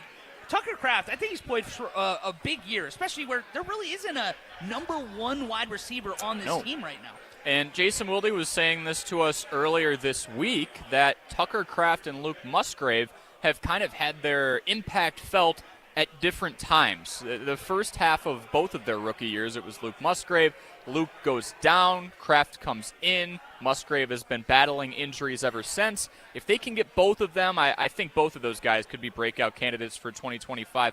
I'm going to stay in the pass catcher range and say Jaden Reed is my guy. For him. I do, because he's used very similar to that of, and I'm not going to say he is him, but used very similar to how Shanahan uses Deebo Samuel. 20 carries out of the backfield last year, 8 yards a carry, lined up in a lot of different spots in a wide receiving core that's really fluid already, and he's led the team in receiving in each of the last 2 years. He had 850-something yards last season. So especially with the speedster on this team and Christian Watson likely out to start the season and then some, I think this is the guy Matt LaFleur uses for his speed and his vision, like a Deebo Samuel again. We saw him in the first half of the season live up to the way you're talking about him right now. He shot out of a cannon the first few games. We thought there was a chance. Not only was he going to be that number 1 wide receiver this team has been clamoring for, hoping for, nonstop for the last several years, and it fell off. All of a sudden, he wasn't that guy. Whether that was,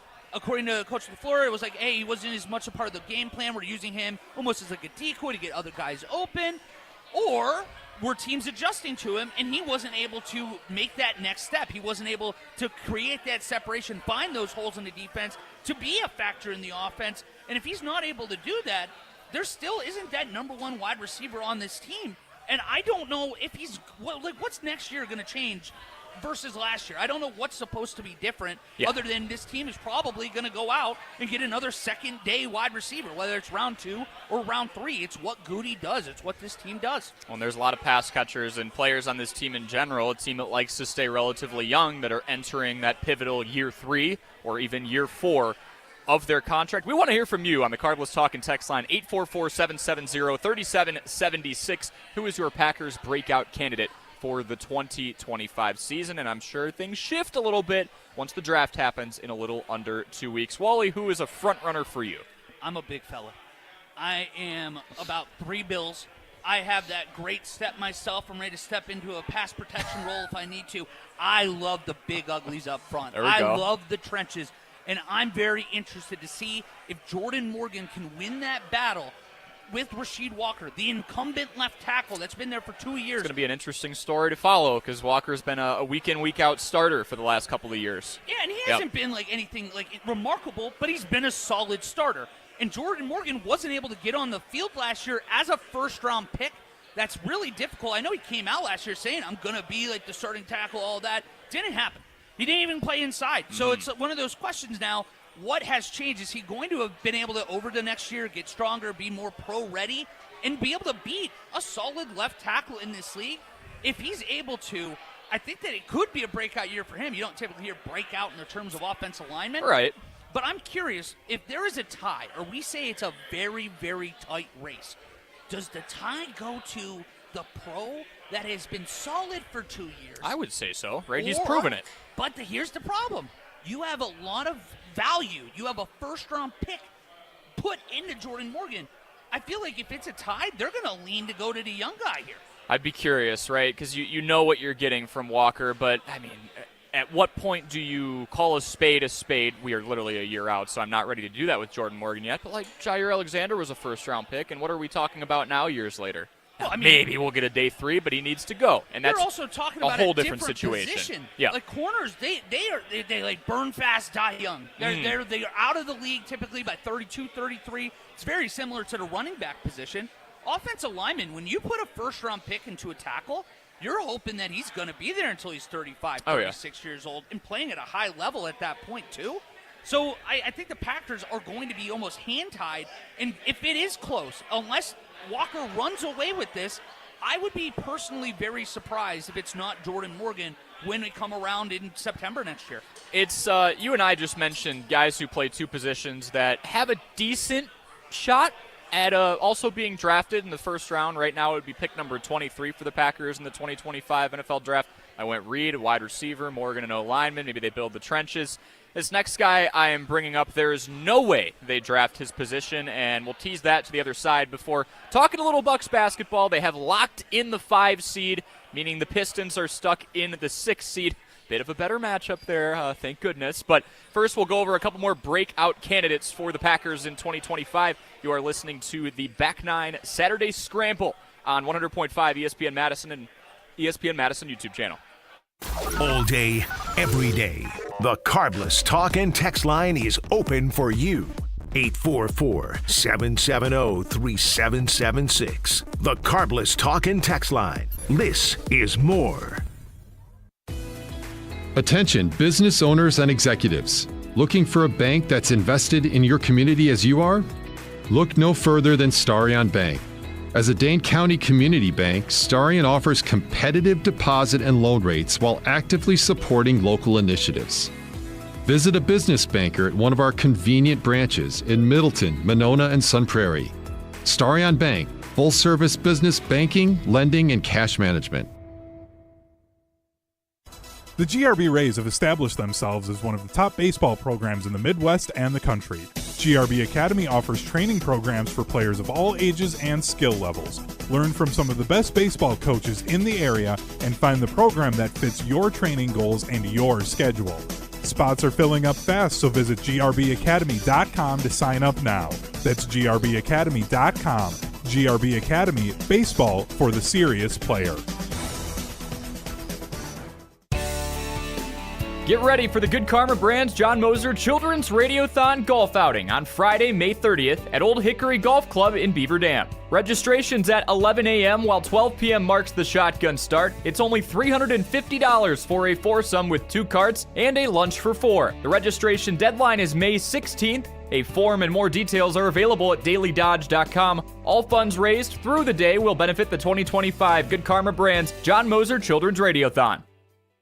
Since 1956, Holman Lindsay Paints has been making paint in Wisconsin for Wisconsin. Because of their commitment to making great paint for Wisconsinites, Holman Lindsay has grown over the years to 26 locations in this great state. Headquarters in Sun Prairie with a state-of-the-art facility, Holman Lindsay has the paint you need to make your job better. From do-it-yourself to professional, Holman Lindsay has paint for everyone. Visit one of their local locations today in Madison, Sun Prairie, Middleton, and Janesville.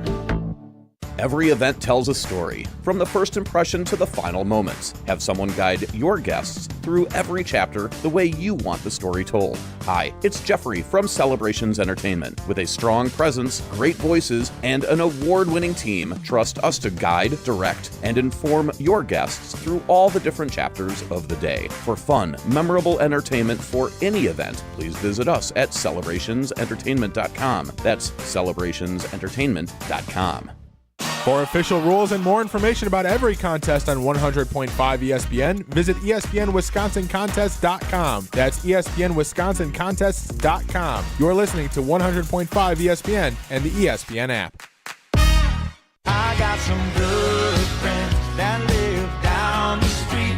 Got a good-looking woman with her arms around me. Nothing but good vibes here on this early Saturday afternoon on 100.5 ESPN Madison. This is the back 9 of the Saturday Scramble. Corey Sparks and Wally Lukashinsky here with you from the Bogey Factory, their 1-year anniversary in Verona, Wisconsin. Hunter Vaughn, our wonderful producer, is back at the Everlight Solar Studios at ESPN Madison. We're going over the back half of our Packers breakout candidates for 2025, and then we'll shift into a little bit of hoops talk as the Bucks are officially locked into the number 5 seed, meaning they will play the Pacers, their same opponent from last year's round 1 matchup, where they were also dealing with a little bit of injuries. Gave you 2 names, teased it going into the break. This next person that we need to break out in 2025, there is no way, absolutely no way, that the Packers draft someone at their position. That's Jordan Love. And that probably feels like cheating at first, because many will go, didn't he break out 2 seasons ago? But what did he break out from? He wasn't playing. So was he breaking out in comparison to the expectations, which no one knew? All we've known in Green Bay for the last 30 years is Brett Favre and then Aaron Rodgers, 2 surefire Hall of Famers. And we didn't know what to get from Jordan Love. And Toyotathon, Jordan Love, has been remarkable. The first half of the season for Jordan Love has not been as remarkable. So consistency has been a question. And we talk about all these different issues, right, of the wide receivers not having a breakout number 1 yet over the course of the last few years. Who is it going to be?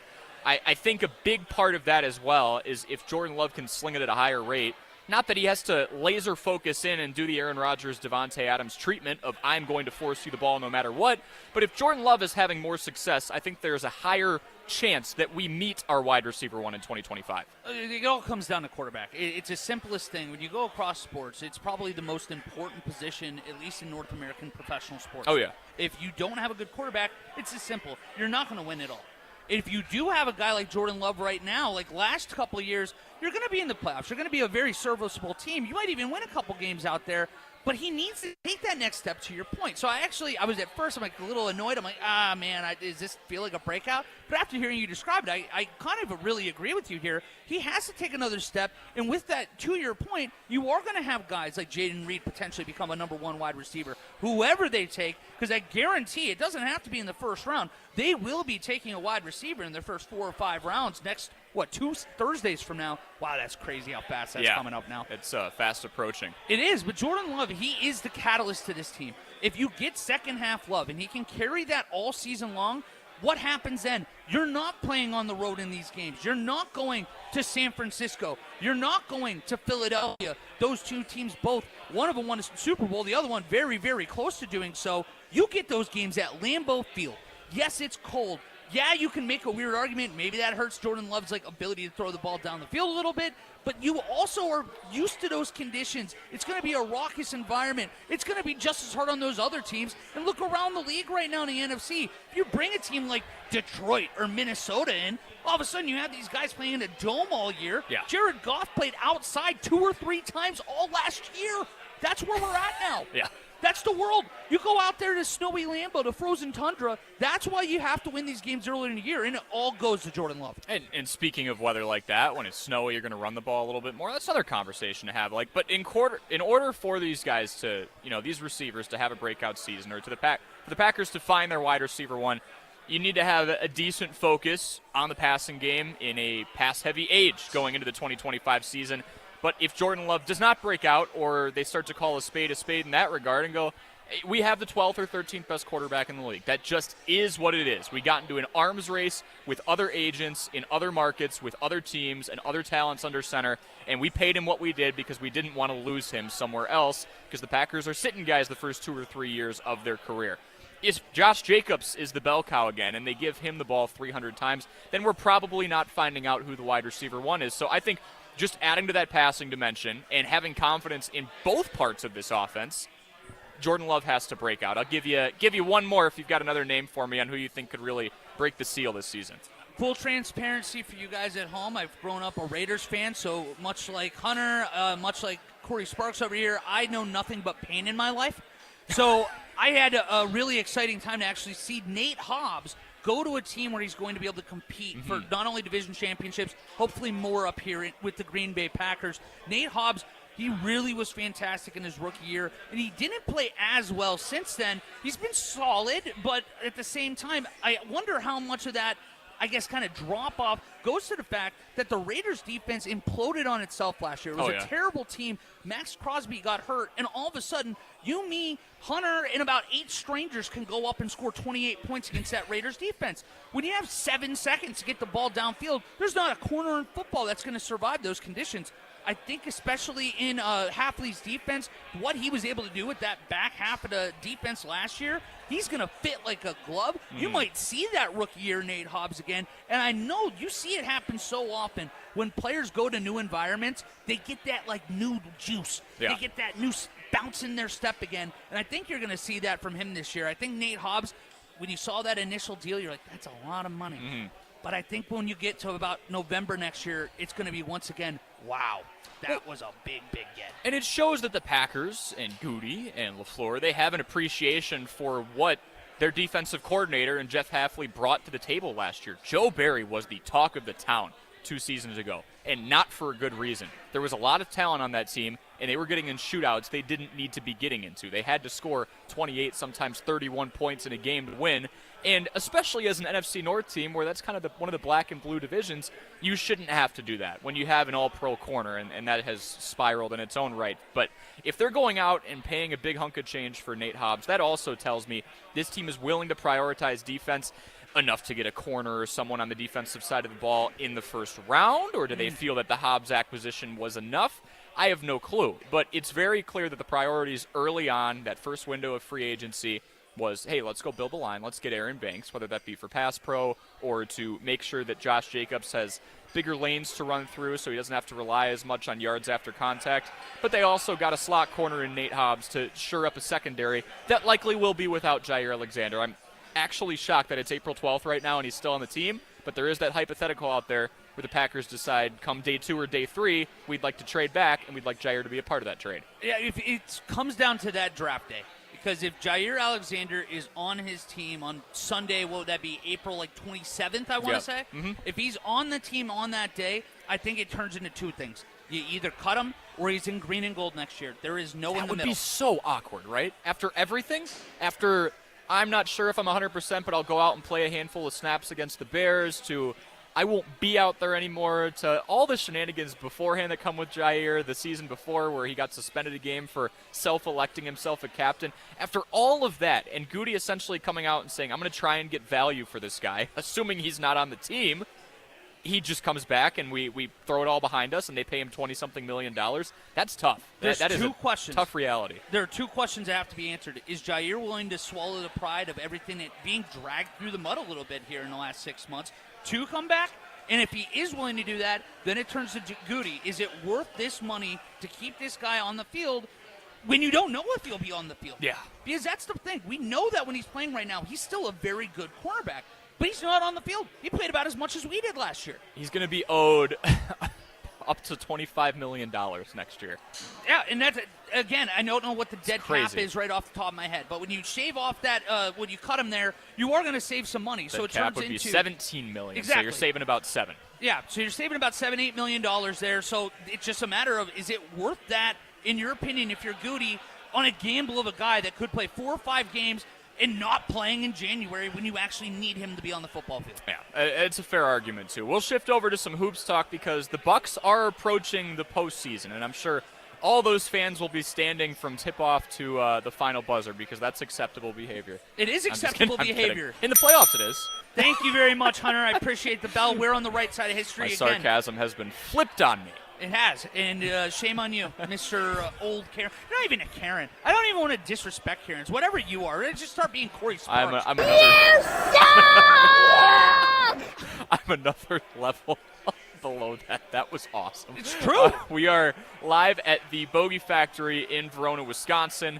Who do you think the Packers will have breakout in 2025? We do want to hear from you, 844-770-3776. But next, we will, in the 1 o'clock hour, talk Bucks hoops, expectations. Have they already done enough being a 5 seed and coming through and getting through all the injuries they've had, or is this the time where the rubber hits the road and the expectations start from here on out? That's coming up next here on the Saturday Scramble on 100.5 ESPN Madison.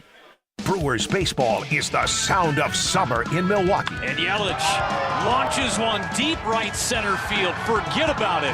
Oh my goodness, third deck. On April 15th, the Crew take on the Detroit Tigers at 6:40 p.m. This Brew Crew Tuesday is presented by Pella Windows and Doors of Wisconsin. Churio sends it deep to left, and there she goes! It's Brew Crew Tuesdays. Check your local listings for where you can watch over the air statewide on April 15th.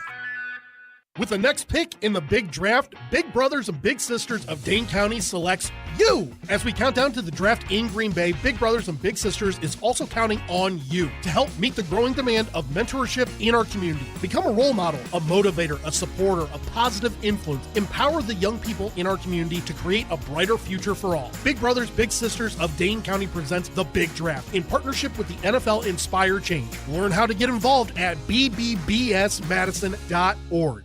Madison's home of the Milwaukee Bucks. Lillard lobs up top to Giannis. Whoa, what a play! Wisconsin Badgers volleyball. Underneath it, pump set, left side, powers it down. What a rally! And Wisconsin comes out on top. And now, the Milwaukee Brewers. Swinging a fly ball to left. It is back to the wall. Gone! Churio, a grand slam. This is Madison's new home of the Milwaukee Brewers, 100.5 ESPN. From the biggest plays on the court to the comments made in the locker room after, an in-depth recap of every Bucks game in 6 minutes. No more, no less. Bucks in 6 provides game recaps for every game. Hear the high-flying dunks from Giannis. Puts it on the floor, spins down the lane, and plunges it through. Or the deep threes from Dame. Dame time has arrived with 107. Bucks in 6 on the Bucks Plus Audio Network. Find it now on bucks.com/plus or on Spotify, Apple, and wherever you get your podcasts. It's the season of upsets and buzzer beaters. It's also the season of hate and threats directed at college athletes. 1 in 3 high-profile athletes receives abusive messages online, and female athletes receive 3 times as many. 1 in 5 college athletes reports experiencing mental health concerns, but less than half of them will seek support. BetterHelp is partnering with college athletes by providing a free month of therapy to any student athlete who visits stopthemadness.org. Visit stopthemadness.org today. With the next pick in the big draft, Big Brothers and Big Sisters of Dane County selects you. As we count down to the draft in Green Bay, Big Brothers and Big Sisters is also counting on you to help meet the growing demand of mentorship in our community. Become a role model, a motivator, a supporter, a positive influence. Empower the young people in our community to create a brighter future for all. Big Brothers, Big Sisters of Dane County presents the Big Draft in partnership with the NFL Inspire Change. Learn how to get involved at bbbsmadison.org. Get a sneak peek at the 2025 Wisconsin football team. Join us April 19th for Wisconsin Football Spring Showcase presented by UW Credit Union. The day kicks off with the Coles Kids Combine, followed by Badgers Open Practice at noon, featuring new faces like quarterback Billy Edwards Jr. and offensive coordinator Jeff Grimes. After practice, head to the field for photos with Badgers student-athletes. Tickets are $5 and free for football season ticket holders, UW students, and kids under 12. Claim your tickets for the Wisconsin Football Spring Showcase at uwbadgers.com. Professional volleyball is in full swing from here in Madison. Don't miss a second of the action. Cheer on Love Madison Volleyball as they make history with some of the best players in the world. Olympic medalists, NCAA All-Americans, and one of the most talented rookie classes ever. This is volleyball at its highest level. Experience the excitement yourself. Get your tickets today at lovb.com. Volleyball is the next major league. This is Monte Ball. Monte steps to the right, dashes, reaches, touchdown. You listen to 100.5 ESPN WTLX Monona, Madison. It's time to think outside the pocket on Saturday Scramble. I think the Bucks signed their souls away or something. I look at the Bucks as Augustus Gloop. Probably really smart, actually, because I write such songs. Yes! Clip that, Riley. Jason said that I'm smart. I go to the gym to fight people. That's awesome. On 100.5 ESPN and the ESPN Madison YouTube channel.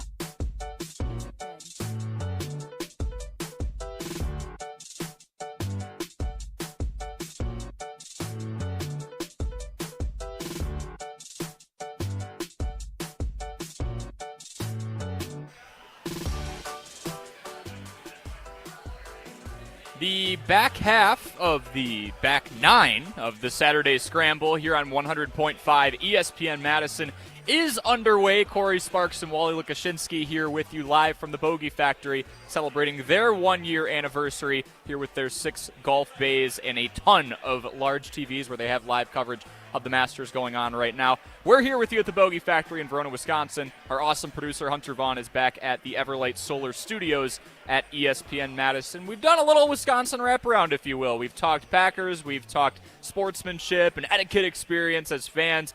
Mostly just me kind of using this platform as a soapbox. Yeah. But now we'll shift over to hoops as the Bucks just clinched the 5 seed, and that in its own right is huge because of the matchup that they now draw.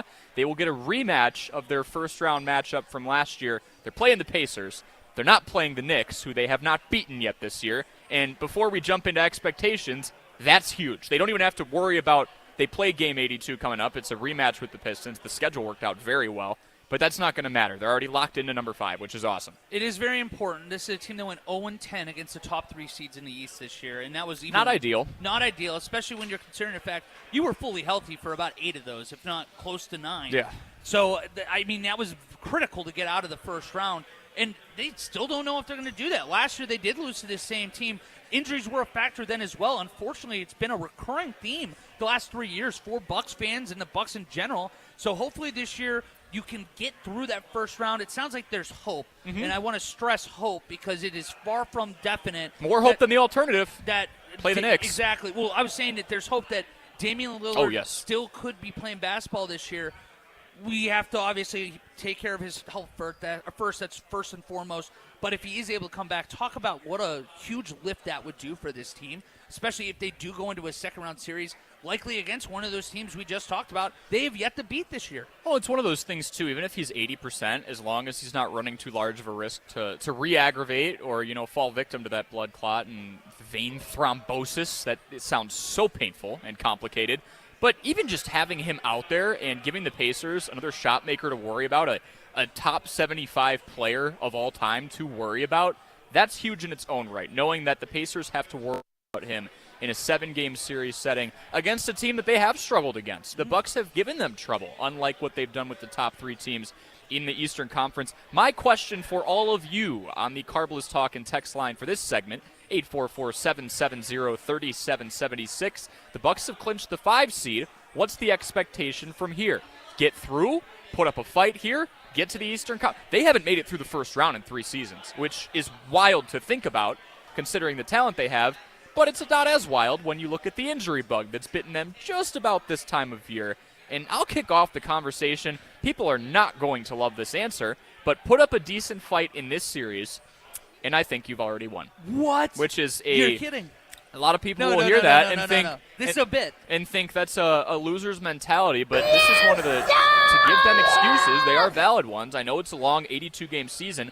This is one of the oldest teams in the NBA playing in a young man's game. We knew that going into this year. Dame has been out with the blood clot, the vein thrombosis. Bobby Portis was suspended nearly a third of the season, albeit he looked good, 18-point double-double coming back. Chris Middleton, before he left, was not as available as this team probably hoped he would be. So all of these new players that they got in the offseason, Gary Trent Jr., who's been remarkable lately, Taurean Prince, who's been an unexpected sharpshooter, or the guys from the trade deadline, and Kevin Porter Jr. and Kyle Kuzma, they don't have time to settle in because everyone else is getting hurt. They're the young guys, and they're expected to step in. Brook Lopez has been one of the most durable guys out there, and he's in his late 30s. All of that, and they're still a 5 seed, while there is a team out there in the Phoenix Suns who in the last couple of years have gone out and gotten Kevin Durant. They just recently acquired Bradley Beal to surround Devin Booker. That's a team that made the finals 4 years ago with the Bucks.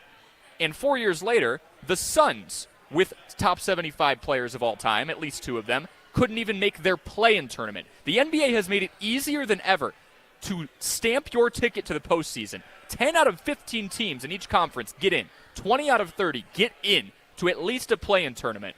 And the Suns, with all that talent, couldn't even get there. And you're telling me one of the oldest teams in the NBA, with all the injuries they've dealt with, specifically as of late, and all the numbers they've had to call on guys who probably weren't expecting to play the roles they're playing now, they're a 5 seed?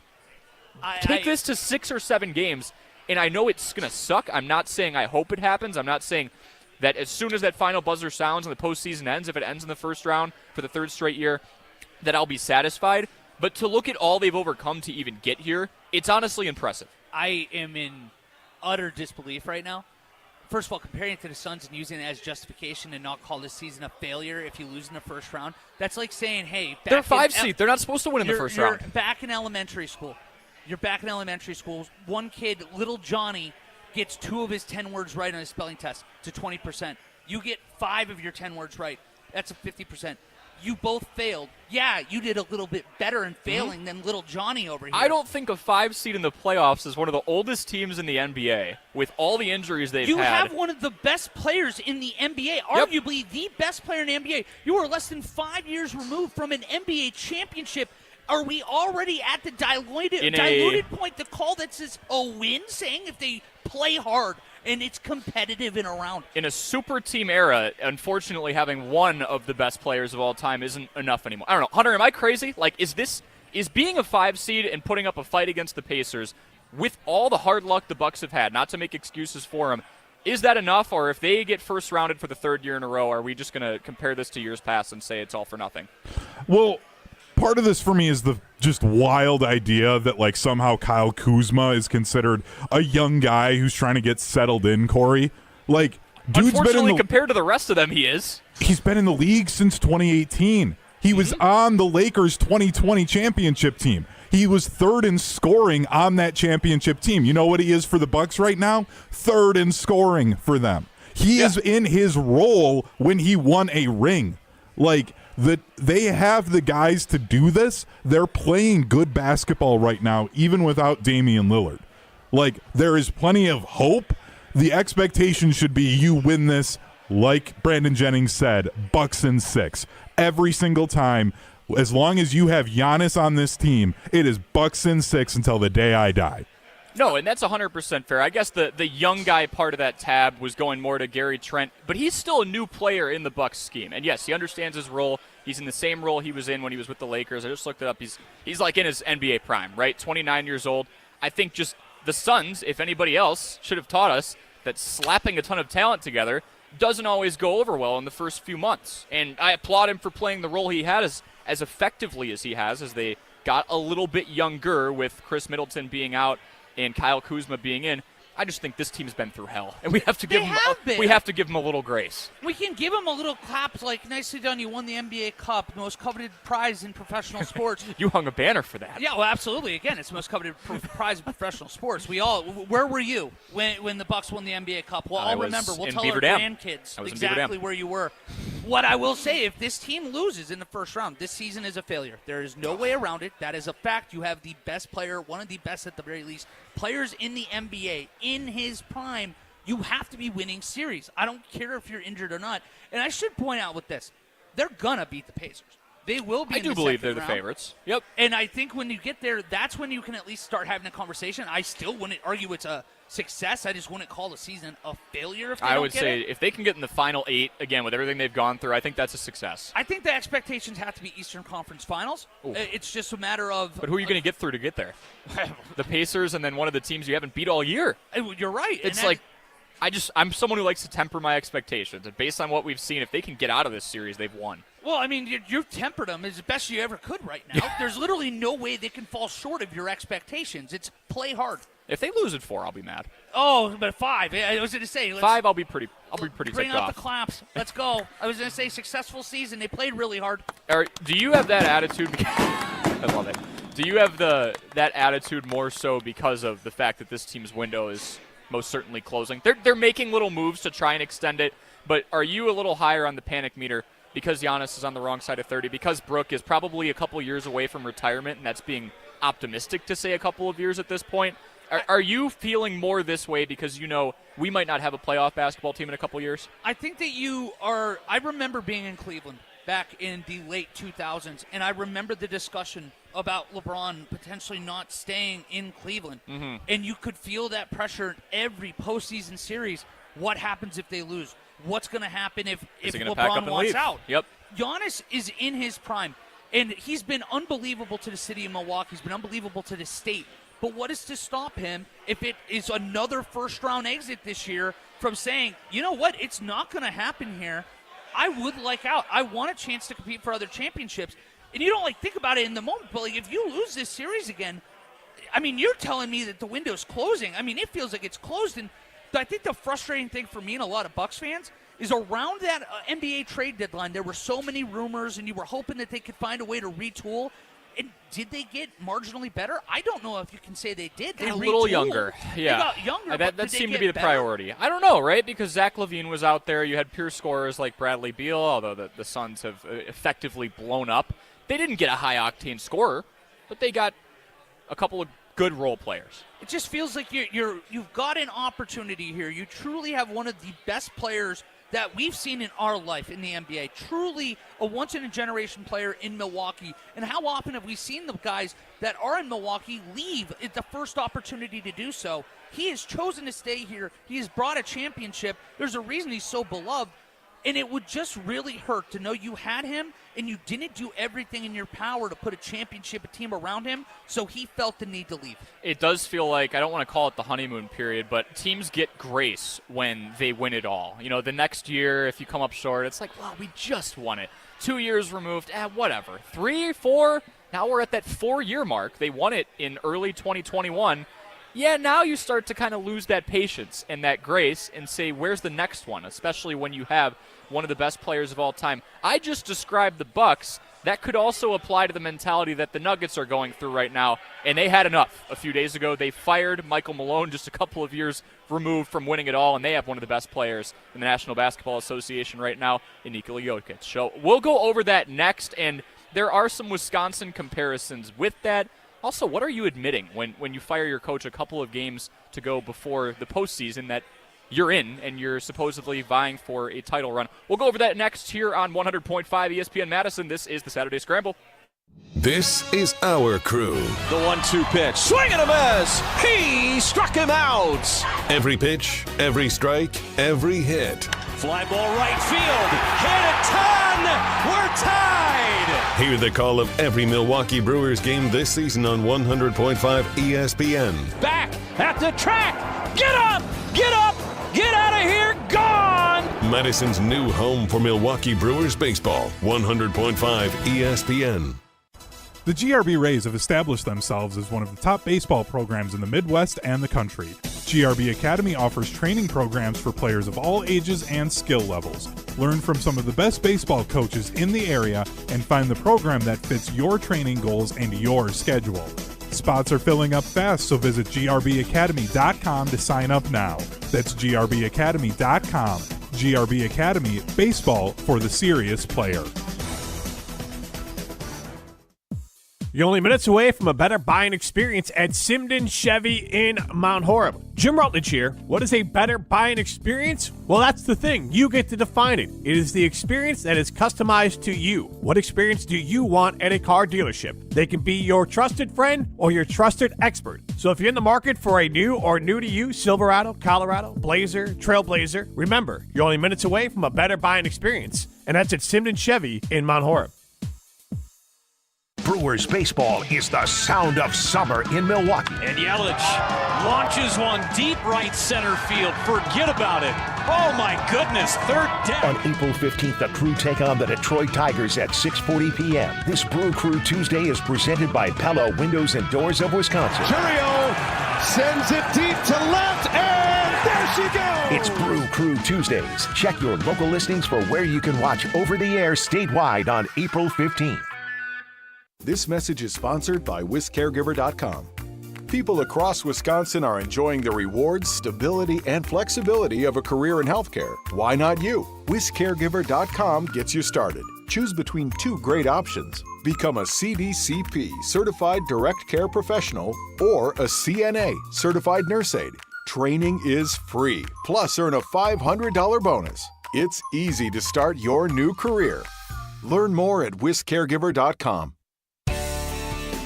Get ready for the Good Karma Brands John Moser Children's Radiothon Golf Outing on Friday, May 30th at Old Hickory Golf Club in Beaver Dam. Registration's at 11 a.m. while 12 p.m. marks the shotgun start. It's only $350 for a foursome with 2 carts and a lunch for 4. The registration deadline is May 16th. A form and more details are available at dailydodge.com. All funds raised through the day will benefit the 2025 Good Karma Brands John Moser Children's Radiothon. Oh, can't show you in there. Why not? That's the bathroom.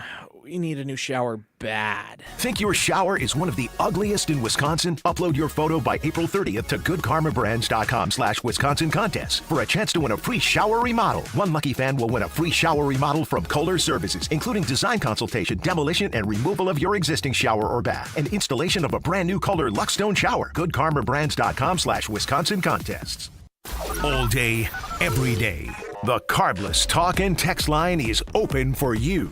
844-770-3776. The Carbless Talk and Text line. This is more.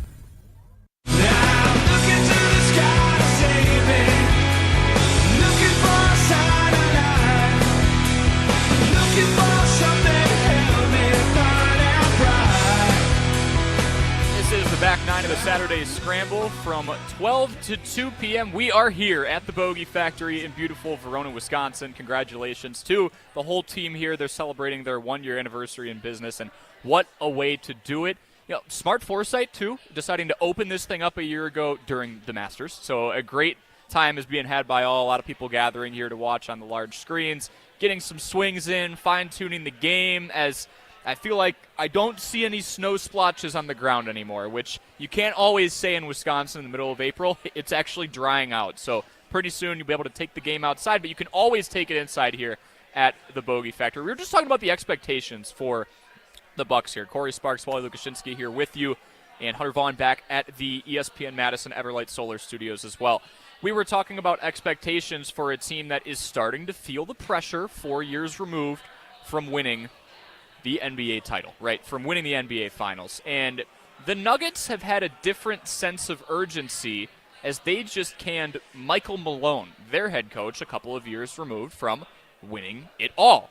But they got rid of him for a different reason, and we want to get a little extra context now from the First Take team on exactly why the Nuggets did what they did at this point in the season. He thought if the Nuggets would have some playoff success, that it would mask the issues, and I think he wanted to fire Michael Malone now when he basically could. Because if they go into the playoffs and Jokic carries them, he didn't think it was the right direction for the team. He even referenced that he was considering this earlier in the year, and then the Nuggets had an 8-game win streak. And I think he was thinking about doing it earlier. Now, if your retort to that is, why do you take a coach who is the winningest coach in franchise history, who has been your coach for 10 years, the only coach Nikola Jokic has ever known, and why do you do this and not give him this playoffs? Now, that is a fair question, and I don't have a good answer for that. But it seems to me that the ownership didn't want Michael Malone to wiggle out of this by having a good postseason run. Which is wild. So when I first think of this, okay, they canned him with a handful of games to go in the regular season.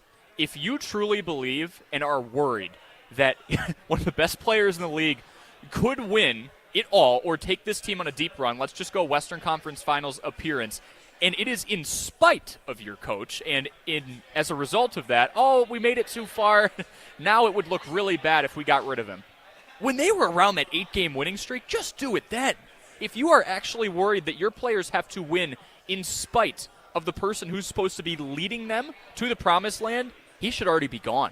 I couldn't agree more, but this is a proof, and it's ever clear in this scenario that optics matter in sports, and these teams understand just how openly fans admitted look. to it. Yeah, this would look literally real said, bad. Like, it would look bad, so we don't want it to come back on us if they end up falling apart after this. So we're going to just hide away from those expectations. No, I'm with you, because if you truly believe this is a problem, you have to get in front of it. You do have to make this move, especially when you're talking about Giannis being one of the best players. When one of the best players in basketball clearly doesn't like the dude, then all of a sudden that matters. And if you're not, this is 2 years removed from a championship team. We saw last year the Bucks move on from Coach Bud in the middle of the season. That was a team that was doing all right, And then when they left, what happened immediately following that game? Do you remember the atmosphere, the Oh, players on the court? They celebrated like they won the cup again. I thought they were going to raise another banner. So now going into the playoffs, this does not happen very often where you see a coach canned within a couple weeks of the actual start of it. I'm interested to see if they actually do come out and respond right away, or if this is going to kind of derail the season. We're going to look back and say, well, maybe they should just let them finish it out and deal this in June when nobody's talking about it. I was scrolling. Yeah, it's just weird that you almost had to wait for the lowest moment to get rid of him, because then it makes sense. Oh, things aren't going well, you get rid of the coach. But you're scared of going on a deep postseason run, because then if you get to the Western Conference Finals, get rid of Michael Malone, come back next year and get first rounded, all of a sudden a lot of your fan base can point to him as the common denominator and go, why would you get rid of the most winning coach in our franchise's history? Which makes sense. It literally says that. Go ahead, Hunter. That's my bad. I was just going to say, doesn't that just speak to how toxic things must have been for them? Oh my Where goodness. they're just like, yeah, you know what? We just have to do it now, and whatever happens this postseason, we deal with it. But, like, things were so bad in their minds. They're like, yeah, we just got to cut bait now. And who cares that we're going to take the hits in the public eye? Like, it makes me feel a lot better about the whole Bucks situation of like, okay, they're going to fire Bud after a disappointing playoff series. They go Adrian Griffin, and like 30 games in, when they're doing okay, they fire him, and now we get Doc Rivers. Like, I'd much rather be in the Bucks spot than be in the Nuggets right now, where you had that awful of a situation going on. I feel like it tells on yourself that you're literally saying that I don't have the guts to make this move. And I feel like everybody, if we're able to draw those conclusions out here in the great state of Wisconsin, what is it like in Denver? Yeah. Because I guarantee out there, if we're talking about it, people in the locker room know what's going on. How do you look at the guy and be like, oh, wow, you knew this was a problem, and you just stood there and let it go by because you were worried about what people were going to say? It says that you're not confident in your own self. You're not confident in the job you're doing. And I think that's going to reflect in that locker room, too. This is not like those other situations where it's like, well, maybe upper management liked them, players didn't. Yep. Their hand was forced because of a bad stretch of play. No, it sounds like this was like the idea, and they planned on doing this, and they just didn't have the guts to do it. I am filing through a story from Daniel VR Pardo right now, and there were inklings that Malone would have lost some of the locker room because he was going out there to war for Russell Westbrook, who hasn't really been the Russell Westbrook we grew up to know and love through the first few years of his career, and maybe that's what happened in their speculation. But just the nature that this was done, to tie it back to Wisconsin sports, right? You think of two things. You think of Coach Bud. You think of then what happened with Adrian Griffin. This team had a great record, came down to earth, and their front office took some criticism. Doc Rivers' squad was fluttering around 500 for the remainder of that year. And a lot of people were going, what on earth are you guys doing? But that, again, was in response to the locker room. Then you look back a little further, and I want to give Jesse Nelson credit for this one, was talking about how the Brewers got rid of Ned Yost. That was even more different, and that's not even, I think, looking back at it, looked down upon as much, the move, because they lost 11 of 14, kind of needed to keep everything on the rails, and still had postseason aspirations. This is just straight up an organization admitting we should have done this earlier, but we were scared to. No, you're 100% right on that. And, again, it goes to the Brewers back in 08. It's that CC Sabathia magical year, the September from hell for Brewers fans. Yeah. They decided to pull the plug on Yost and hope to God that the team was able to figure it out going into the NLDS. And what happened? They lost in 4 games to the Phillies. Yeah. How often do you actually see it? Maybe you guys can tell me off the top of my head. I didn't have a chance to look this up. I just thought of it. Has there been a coach that's been fired mid-year and that team's gone on to win a championship off the top of your head? Because I can't think of one. That would be an interesting one, right? I mean, the closest one I I'll can look think that of. up. Thank you. I appreciate it. Because I'm thinking of like the interim Cavs. takes over and they just ride in. Yeah, because like was Doug Glatt fired the year that Ty Lue took over and they won the NBA title with the Cavs? I can't remember if that was in the offseason or not, but that's the only closest one I can think of because Glatt got fired after going to the finals. And that leads to a question I was going to come up with. I'm glad you brought that up. Clearly more was happening under the surface for this team to be scared of a playoff run that would make them look dumb, for lack of a better word, for firing him after the good playoff run because Jokic is so dynamic. But do teams, when they do this at this point in the year, really think that fans are going to go, we were just a coach away from a championship? Nobody says that. You're a marquee piece away. You are somebody on the roster. There is a talent gap. You need to fill a certain vacancy, and usually that vacancy is not in the form of leadership, and if it is, you don't do it a couple of games before. So you knew this was fishy. You knew this was fishy when it happened. Why on earth is this team that could go on a run, has the talent and personnel to go on a run, went on a run a couple of years ago under his leadership, canning Michael Malone now. So it's just fishy because, to your point, when was the last time, if ever, a team got rid of their coach in the late phases of the season and then went on a run under their interim, essentially? I mean, I can think of 2 examples in hockey, but it's a very different sport, so I bring it up. I'm a Pittsburgh Penguins fan. I'm from Pittsburgh. The Penguins fired a coach mid-season in 2008. They ended up winning that Stanley Cup 2008-2009. And they ironically did the same thing in 2015-2016 where Mike Sullivan took over. But again, hockey's very different. It happens much more where the turnover kind of fuels those.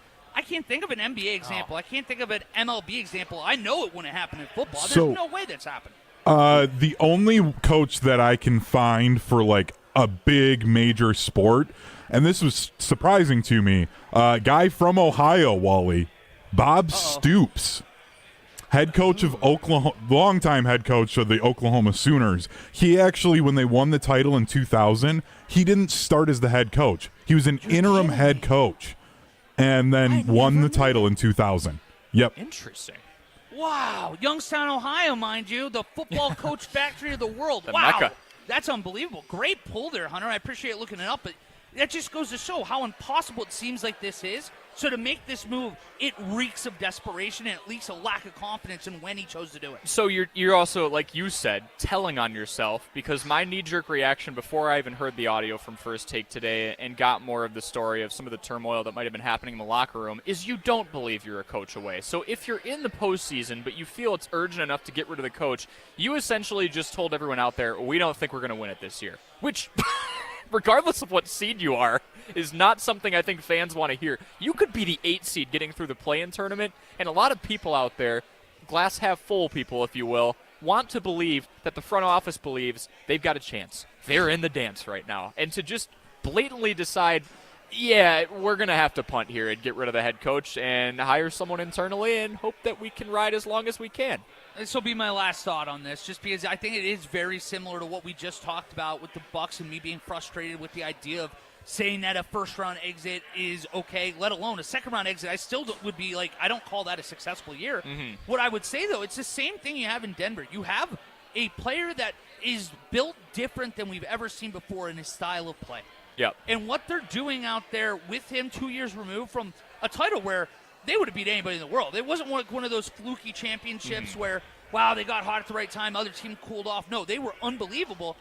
I'm like stunned that we're in this situation where they're basically waving the white flag, and we're in the first week of April. Like, well, that didn't second work. Week of April. Wow, this month is flying. It is flying by. Basically, just that didn't work. We are live here at the Bogey Factory in Verona, Wisconsin. They've got different large TVs showing the Masters coverage right now. I'm watching Scotty Scheffler line up, I believe. Eyesight's very bad. Should probably get that checked out. That is Scheffler. Okay, awesome stuff. So, on that note, you brought this up to me yesterday, Wally, and I think it brings up a fun conversation. Ken Griffey Jr. is taking photographs right now at Augusta National. What other athletes are missing out on their second profession? I just thought of another really good athlete from baseball as well who takes photos. Well, Randy Johnson? Yes, Mr. Bird Exploder, right? Oh, you were asking me. Yeah, he exploded a boat. He did explode a bird. I thought you were setting the table. I was like, all right, Nope. I mean, he did kill a bird if that's what you're looking into. Yeah, unfortunately not on purpose. But so we'll go to that next on. Wait, why is that unfortunately? What do you mean? You were like, yeah, unfortunately not on purpose. Like you don't like birds and you're trying to intentionally. No, unfortunately, not on purpose. No. It's unfortunate that the bird died. I know. I actually think it was the other way. Corey was like hoping he lined it up and had it held dead to rights in a corner. And good catch. Yeah. Randy That is Johnson. not what I meant. Yeah, I thought he's out here just trying to take out sparrows or something. Nope. I'll start verbalizing my commas. Absolutely not. No, I'm very sad for the bird. But coming up next, what other athletes could be missing out on their second profession? This is the back nine of Saturday Scramble on 100.5 ESPN Madison. Hey, ready to sweeten your game? It's time for Quick Trip's Nature's Touch Ice Cream. Ooh, making moves like the starting lineup of a championship team. Whether you're gearing up for the big game, celebrating a win, or just looking for a sweet break in the action. Chocolate, vanilla, cookies and cream, mint chocolate chip, and more. Yeah, there's no such thing as a bad pick. So why wait? Flavor doesn't scoop itself. Get your hands on your winning Nature's Touch Ice Cream flavor today. Only at Quick Trip. Hi, this is Brian Posick, and I can't wait for Mark Osiki's Casting for Kids Fishing Tournament coming up Saturday, May 17th on the Madison Chain of Lakes. It's a great time, great people, all for a great cause. There's lunch, dinner, raffles, and auctions, all to support the American Family Children's Hospital, UW Carbone Cancer Center. Plus a chance to win an Alumacraft fishing boat from Don's Marine. Join us on the water May 17th. Donate or partner with us. Learn more and register at castingforkids.org. That's casting4kids.org. Look what we have here. It's the refreshing deliciousness of a Pepsi mini can. It's the perfect complement to any meal. The dash of indulgence your day was dreaming of. The sip that'll have you singing Pepsi. Nope, not again, Steve. Let's take a cue from the Pepsi mini can and pack all that awesomeness you're feeling into a much smaller treat for everyone. Deal? So, big awesomeness, smaller size. I think I've got just the thing. Pepsi mini can. Mini can, big taste. Good Karma Brands is proud to be an equal opportunity employer. Our policy is to provide equal opportunity employment, development, and advancement to all current and potential teammates. If you are an organization that maintains a job bank, provides employment information, or gives job referrals, you may request to be placed on the station's mailing list for future career opportunities. To learn more about careers at Good Karma Brands, please email careers@goodkarmabrands.com. When it comes to security for your home and family, you want a winner, and we found one when we placed our trust with J&K Security Solutions. This is Greg Gard. Kim and Jeff hit the game-winning shot for us with the Control 4 home technology system. Home or away, from our smartphones, we can open the garage door, dim the lights, turn on the TV, as well as arm the security system. That's convenience as well as peace of mind. Let J&K Security Solutions do for your home or business like they've done for us. Call 255-5799 or online at jksecurity.com. In the next 30 seconds, I'm going to tell you how to save money and save the planet. It's simple. Ditch your energy bill and make the switch over to Everlight Solar. While electricity prices keep rising, Everlight Solar will give you the chance to take ownership of your power while also reducing your carbon footprint. As a local company based out of Madison, they'll be there with you every step of the way as you make the switch to solar. To learn more about how you can save money and save the planet, go to everlightsolar.com.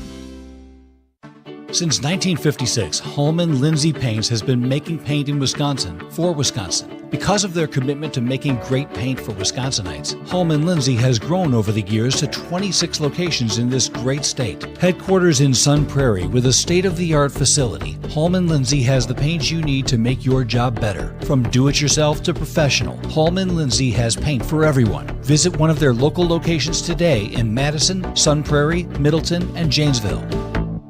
Every event tells a story, from the first impression to the final moments. Have someone guide your guests through every chapter the way you want the story told. Hi, it's Jeffrey from Celebrations Entertainment. With a strong presence, great voices, and an award-winning team, trust us to guide, direct, and inform your guests through all the different chapters of the day. For fun, memorable entertainment for any event, please visit us at celebrationsentertainment.com. That's celebrationsentertainment.com.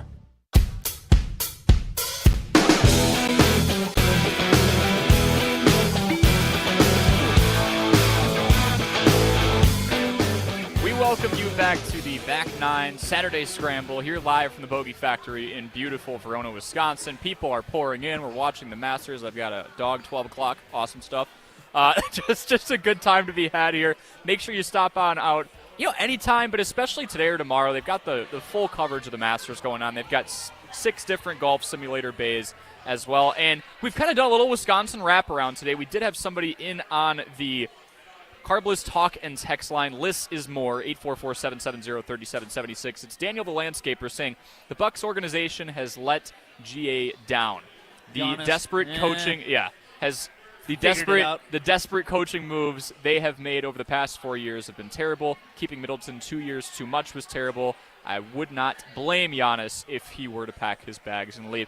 And that is interesting because you and I went to the Bucks media availability. Awesome experience before the season started. And one of the first questions that Middleton, it might have been the first question he got, was, hey, how's the knee? And he had to be very cryptic about it. And anybody else who they tried to sneak that question in on, I think they tried it with Doc a little bit as well, they had to be real cryptic. I don't think anyone knew. I don't think anybody knew what the nature of that injury was and how severe it was going to be and they wouldn't say his timetable until essentially the season was a couple weeks in, and even then it seemed kind of like blurry. I think the on again, off again, he can only go for 20 minutes today. Well, now he's gone for a couple of weeks. Hopefully we get him back in time for the postseason. We got him, but he's not 100%. I think that game got old around, to Daniel the Landscaper's point, like 2022. But anytime you have a bilateral, you have two legs hurt with the same thing, it's going to be miserable. So that's awful. Daniel the Landscaper had another one here. If the Bucks get to the second round, I would consider that a success. If they get bounced in the first round, that's a failure. All right, that's much a good more line to draw. in line. Yeah, because, like, again, I still think that I would call the second round maybe not a failure, but it's hard for me to be like, this was a successful season. Yeah, they haven't had a serious win in 3 years. To me, it's like you give it like a C+. Like, you know what? Yeah. They're dealing with a lot of stuff. It's not a failure, but I'm not going to like put this on the fridge at home. What's passing then? If you make it to Game 7 and lose on a Tyrese Halliburton buzzer beater, is that a D-? That's technically passing. Again, a C+. But to me, if you're asking like what's going to get you like a B or a B+ or better grade, I think it's got to be an Eastern Conference Finals bid. You got to at least be there. That's fair enough. Well, thank you to Daniel the Landscaper for chiming in. You can do so as well at 844-770-3776. The Carbless Talk and text line. Lists is more. The Masters is on here at the Bogey Factory. Everyone's watching it, having some good food, having some good drinks, getting some of their swings in, fine-tuning their game as it is Masters season. And someone who's on site this weekend is Ken Griffey Jr., all-time great MLB player. He is one of the photographers over there. He's getting his photos in. You know, other athletes that are missing out on their second profession is a topic that you wanted to bring up today, Wally, and I think it's fascinating. The very unfortunate bird exploder, Randy Johnson. I think I'll draw the line there. It's unfortunate that he took the bird out. Like you said. There we go. I appreciate Hunter holding me in check, though, because that probably sounded really bad the first time through. He's also a photographer. What are some other professional athletes that could be missing out on their second profession? And what would that profession be? This is your brainchild, Wally, so I'll give it to you. I actually was really excited about this. I spent way too much time last night trying to think what athlete has a second job out there. We just haven't figured out what it is yet. And I tell you what he's going to do after he retires. And who knows, it might be sooner than we think because we haven't heard anything from him.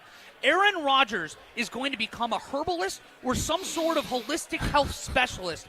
I was playing around, too, with AI to get a name this morning. You're like, Wally, why were you playing with AI? Why didn't you think of the name yourself? Because Aaron Rodgers won't think of the name himself. He will throw it in AI, and then he's going to talk about how he was in a cave somewhere and it somehow dawned on him. So I'm beating him to the punch. I'm going to find out what he's going to name this ahead of time, and I got 5 for you, just to name a few. Rodgers Remedies. Think that's got some pop? Yep. Herbal Huddle. Alliteration is a good theme so far. It is. Yep. The Natural Quarterback. That just feels like he's going to love that one. Hail Mary Herbals. In touchdown tinctures. I can't really say that word. Yep. But I guess if you're going out of this I'm going list, Herbal Huddle. Herbal Huddle's good. I'm telling you, it's either Roger Remedies or the Natural Quarterback. Yeah. I but like the Aaron alliteration. Rodgers is definitely doing this in the future. That's hilarious. We'll go in alternating fashion here because you have another one of a teammate that's hilarious. I'll start the teammate train with Mark Tauscher. He is a bona fide pickleball instructor. It is going to happen. I hear him and Jason Wilde talking about it all the time. On Wilde and Tausch, available weekdays from 9 a.m. until noon across ESPN Wisconsin and Wisconsin On Demand. This guy is getting his reps in. He's playing against his kids, the next generation. He was a professional at a different sport, football. He is going to produce some Hall of Fame pickleball players. He knows this game inside and out. He's a physical specimen. He will do it. I want to see him in, like, or I almost said Coach Kraft, but Tucker Kraft actually playing each other, but like through coaching. Like they have two players that they're both like screaming at to get the most out of. I want to see that. I feel like you got two real competitors. I love that pick, and Tauscher fits that like a glove. But I got another teammate I was thinking of. Got to look over to our friends over at ESPN Milwaukee, but you'll know him if you are a Green Bay Packers fan. How about Brad Nortman? Becomes a stock picture model. That feels backhanded. No. Why not Brad Nortman's punting academy? No, because I'm imagining I'm at like a Kohl's, I'm at a Walmart. I'm buying like an Old Navy. An Old Navy, sure. I'm buying a nice little 12x8 picture frame because I got a nice family picture I want to throw in there. And what's in there? But Brad Nortman with that winning smile of his, playing catch with his son, or like his arm around a family dog, just like looking at the camera with like a flannel on. He is a soon-to-be father. Even better, it feels like perfect. Where he's going to be, you're going to see his picture all over, and you might even leave the picture in there. You might just keep the frame, let him sit, but he's definitely a stock picture frame model down the line here. Call me convinced. Okay, that felt very backhanded for about 10 seconds. Oh, I love Brad. I think I know. It's just he's a model, man. If you're getting model money, there we go. I don't know what else you want from me. That's a good point. Exactly. I mean, I'm just saying, if I saw my picture in picture frames at Walmart, I'm going to be pretty excited knowing that every single one of those frames, I'm probably getting a 5-cent kickback. Fair enough. To trace back to a prior conversation before we kick it to break one last time here, Hunter, you did find another coach, interim coach, who took his team all the way.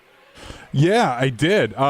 Somebody that coached the team that Wally's a fan of, and now the Packers special teams coordinator, Rich Bisaccia, took his team to the playoffs when he replaced John Gruden with the Raiders. Because were they Vegas at that time, Wally? They were. That was very early into Vegas, yes. Yeah. Okay. Couldn't remember if that was still the Oakland years or they made the stupid move to go to Vegas. Couldn't agree more.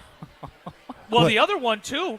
You had one for the Houston Oilers back in 1961? Yeah, Wally Leames, I believe is how you say his name. These both have Wally ties. The Oilers started 1-3-1, and then he took them all the way to an AFL championship. That's awesome. Well, and he's also, mind you, Waukesha, Wisconsin, went to Carroll College out there, ended up living his life in Milwaukee. So he's a Wisconsinite, too. So you know what? I guess there you go. Got to give a little pop to another great Wally Wisconsinite. Born in Chicago, so Midwest man. Midwest man is right. That's a great pull, Hunter. We appreciate you as always, my friend. Yes, sir. Let's kick it to break when we come back. It just dropped a little hockey not too long ago. In light of Alex Ovechkin breaking the NHL goal record, what are the most unbreakable records in sports? Wrapping up the back nine of the Saturday Scramble coming up next here at 100.5 ESPN Madison. Why is life better with American Family Insurance? Because every policy comes with something very special. A trusted agent who's there to help protect your dreams by finding the right coverage at the right price. Save up to 23% when you bundle home and auto. American Family Insurance. Get a quote and find an agent at amfam.com. Products not available in every state. Visit amfam.com to learn how discounts may apply to you. American Family Mutual Insurance Company, SI, and its operating company, 6000 American Parkway, Madison, Wisconsin. Professional volleyball is in full swing from here in Madison. Don't miss a second of the action. Cheer on Love Madison Volleyball as they make history with some of the best players in the world. Olympic medalists, NCAA All-Americans, and one of the most talented rookie classes ever. This is volleyball at its highest level. Experience the excitement yourself. Get your tickets today at lovb.com. Volleyball is the next major league. What's up, Wisconsin fans? Enjoying the game should always be easy, so don't overthink it. What to wear? Done. Just toss on your lucky jersey. Don't know what to serve your friends? Easy. Pick up some pizza from your go-to place and grab Bud Light to stock your fridge. See? It's that easy. Just like Bud Light, which is always brewed with 4 simple ingredients for a clean, crisp taste. Bud Light, easy to drink, easy to enjoy. Enjoy responsibly, 21 plus. Anheuser-Busch, Bud Light Beer, St. Louis, Missouri. Madison's financial challenges need a Dane County-based bank. Starion Bank is a full-service community bank that delivers quality big bank services with a local approach. We are proud to be there for any budding entrepreneur or small businesses, helping them exceed their financial goals from banking to lending to cash management. Visit a banker at one of our convenient branches in Middleton, Monona, or Sun Prairie. Starion Bank, taking you farther. Hey, Gina, did you hear about the draft? Wayne, there's no draft at Pella. There's definitely a draft. Right, Wilde? Yeah, everybody's talking about it. Pella windows are constructed of the highest quality. No drafts. Yeah, sure. Okay. No drafts. Got it. There's more than one draft? No, but Pella should be everyone's #1 pick because right now at Pella Windows and Doors of Wisconsin, get no interest financing options or free glass upgrades when you order by April 30th. This is our crew. The 1-2 pitch. Swing and a miss. He struck him out. Every pitch, every strike, every hit. Fly ball right field. Hit a ton. We're tied. Hear the call of every Milwaukee Brewers game this season on 100.5 ESPN. Back at the track. Get up! Get up! Get out of here! Gone! Madison's new home for Milwaukee Brewers baseball. 100.5 ESPN.